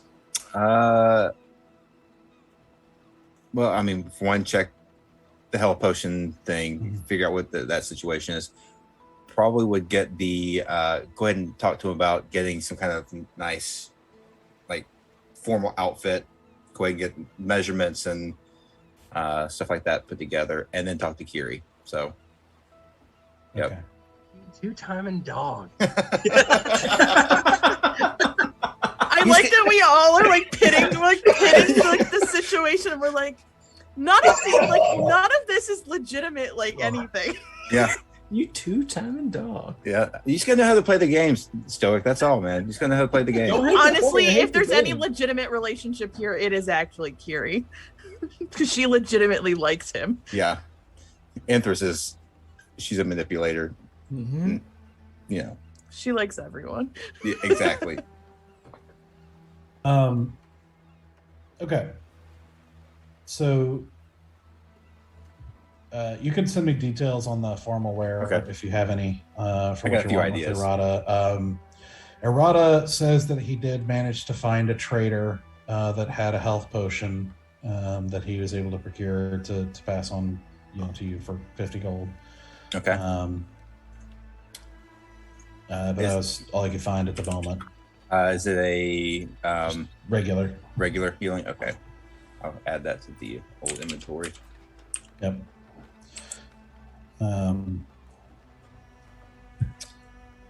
He says you can always try to wear a dragon or the secret pixie as well.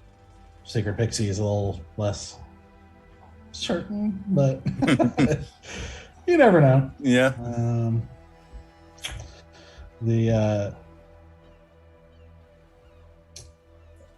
And so you take care of that, and he kind of takes some measurements and all that kind of stuff, and then you kind of go out and you go to talk to Kiri. You notice she's with a customer, and you kind of hang out for a second, kind of waiting for her to finish, and she kind of notices you kind of gives you a smile as she goes back to talking. Smile back. Yeah. I'm doing that like, because you don't want to like stare right at the person, so I'm like that browsing but not really browsing. You're just doing something to make the situation less awkward, you know. Mm-hmm. Okay.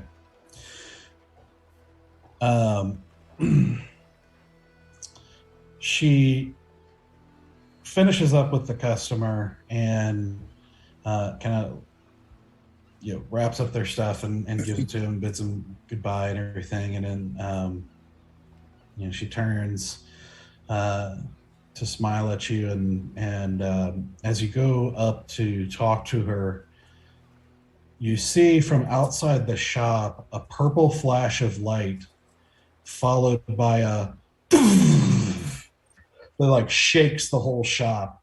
Asura, you feel this too in the oaken anvil.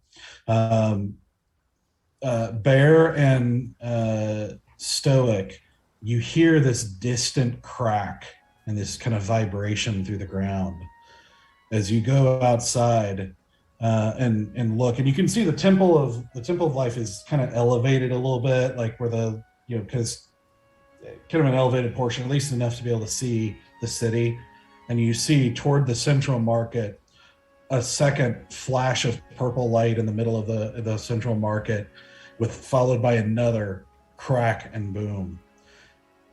Asura and Valen, you guys, do you want to go outside and see what's happening? Yep. Yes. So you dash out and you see you see in the middle, you see several more purple flashes and booms in the middle, and you see people just start screaming and running, and just a cacophony of people as you see a total of 10 flashes and booms as the people like rush past you, trying to get out of the way and just kind of fleeing. You see there in the center of the central marketplace, in kind of a clear area, you see 10 elves on horseback. You see these 10 figures dressed completely in black, with these elves with pale white skin and white hair of various lengths and sizes, one of them bald, all of them wearing various kind of fitted but jagged looking armor, with the one that's bald wearing black robes, all of them decorated with black feathers in various ways. You see this kind of pale white skin with completely black eyes like pools of oil. You see the one in front has two swords kind of strapped crisscross on his back, while others carry spears and javelins, bows, or other wicked looking weaponry. The horses they ride are also like sleeker and more muscular than normal horses, and kind of longer, almost as if they're a horse with like a distant ancestor that was a panther somehow mixed in, with manes that are long and kind of ragged as they come off almost down to the knees of the horses on either side. And you see around their hooves and drifting off of the cloaks of the elves, you see this sort of black mist kind of oozing off of it. With the horses' manes, as you get a closer look, the manes seem to be made out of mist themselves, drifting down with that scraggly hair. and the horses with kind of sharper, intelligent eyes, as they kind of survey the area just like the elves are. But the most off-putting thing is that as you look at this group, whenever you look directly at them, it's like the edges of your vision darken. When you look away, it goes away, but when you look at them, it's like just darkening vision right around the edges of your peripheral.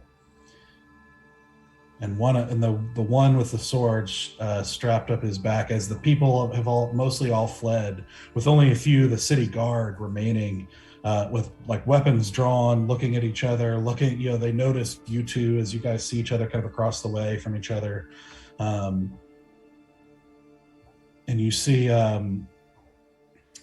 going to say Easy's with you, just tagged along with you guys. And you see the one with the swords nod his horse a couple of steps forward, and you see him speak with a quiet voice that seems to echo throughout the whole city market without shouting. And he says, "Who is here that can speak for this city?"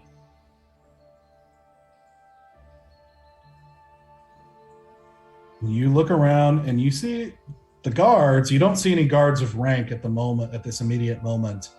And so the guards all look at each other kind of nervously and then look at you guys. Of course. Dude, can Asura and I make contact or make eye contact? Yeah, I'm definitely looking at you. I kind of get one of these and step forward. Do you step with me, or do you step out too? Yeah, I'm stepping with you, because Okay. if we're gonna have to talk to somebody, I'm gonna talk with somebody else.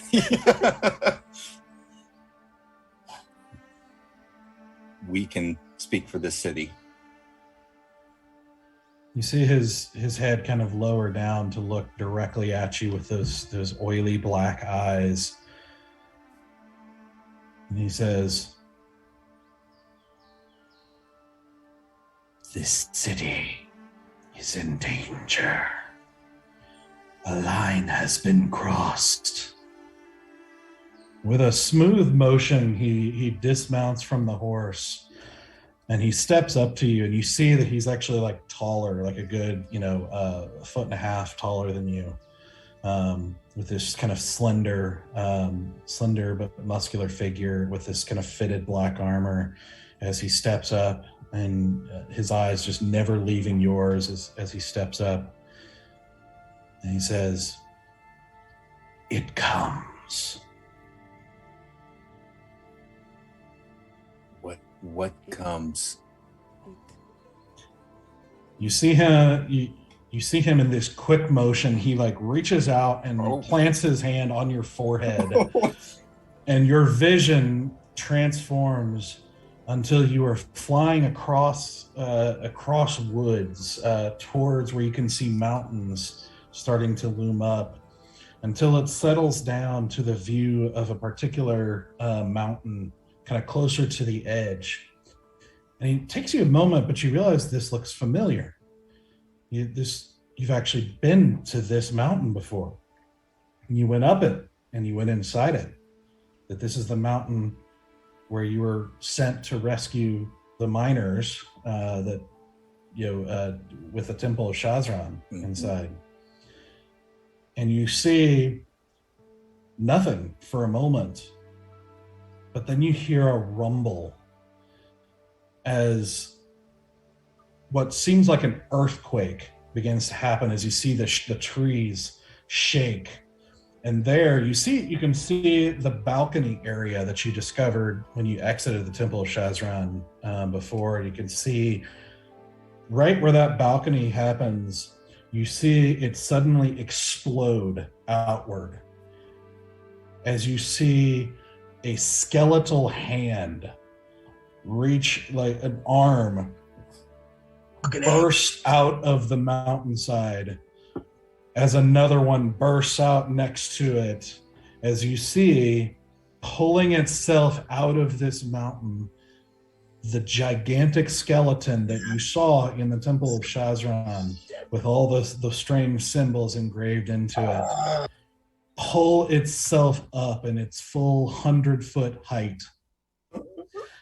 As it pulls itself up out of the mountain and takes a step down off of the mountain to the south. As you see it start taking thumping steps, walking towards the south, and you suddenly see coming out of the tree line all around it as it walks, hundreds and hundreds of smaller human-sized skeletons running along with it. And that's where we're going to end.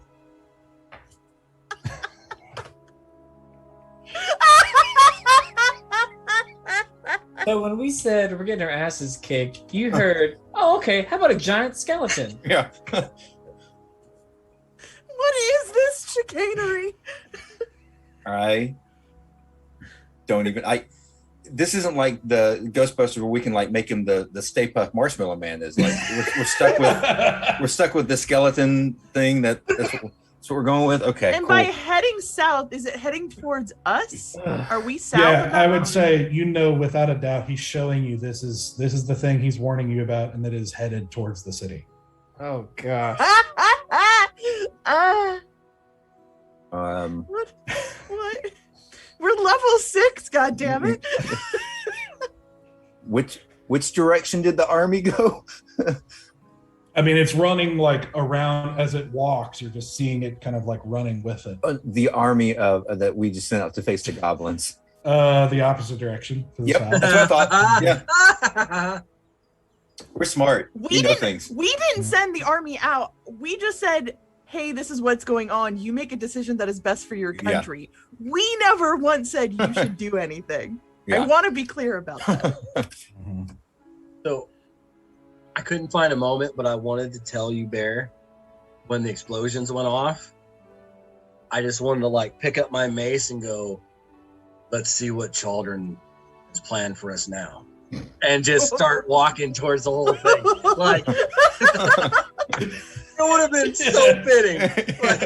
Yeah, I would dig that. I had a feeling I was gonna look at you, and like if we shared a look, like, all right, let's go, and then head off in that direction. Yep. And that's what I would have said, because like I wasn't speaking quiet enough for you not to hear my conversation.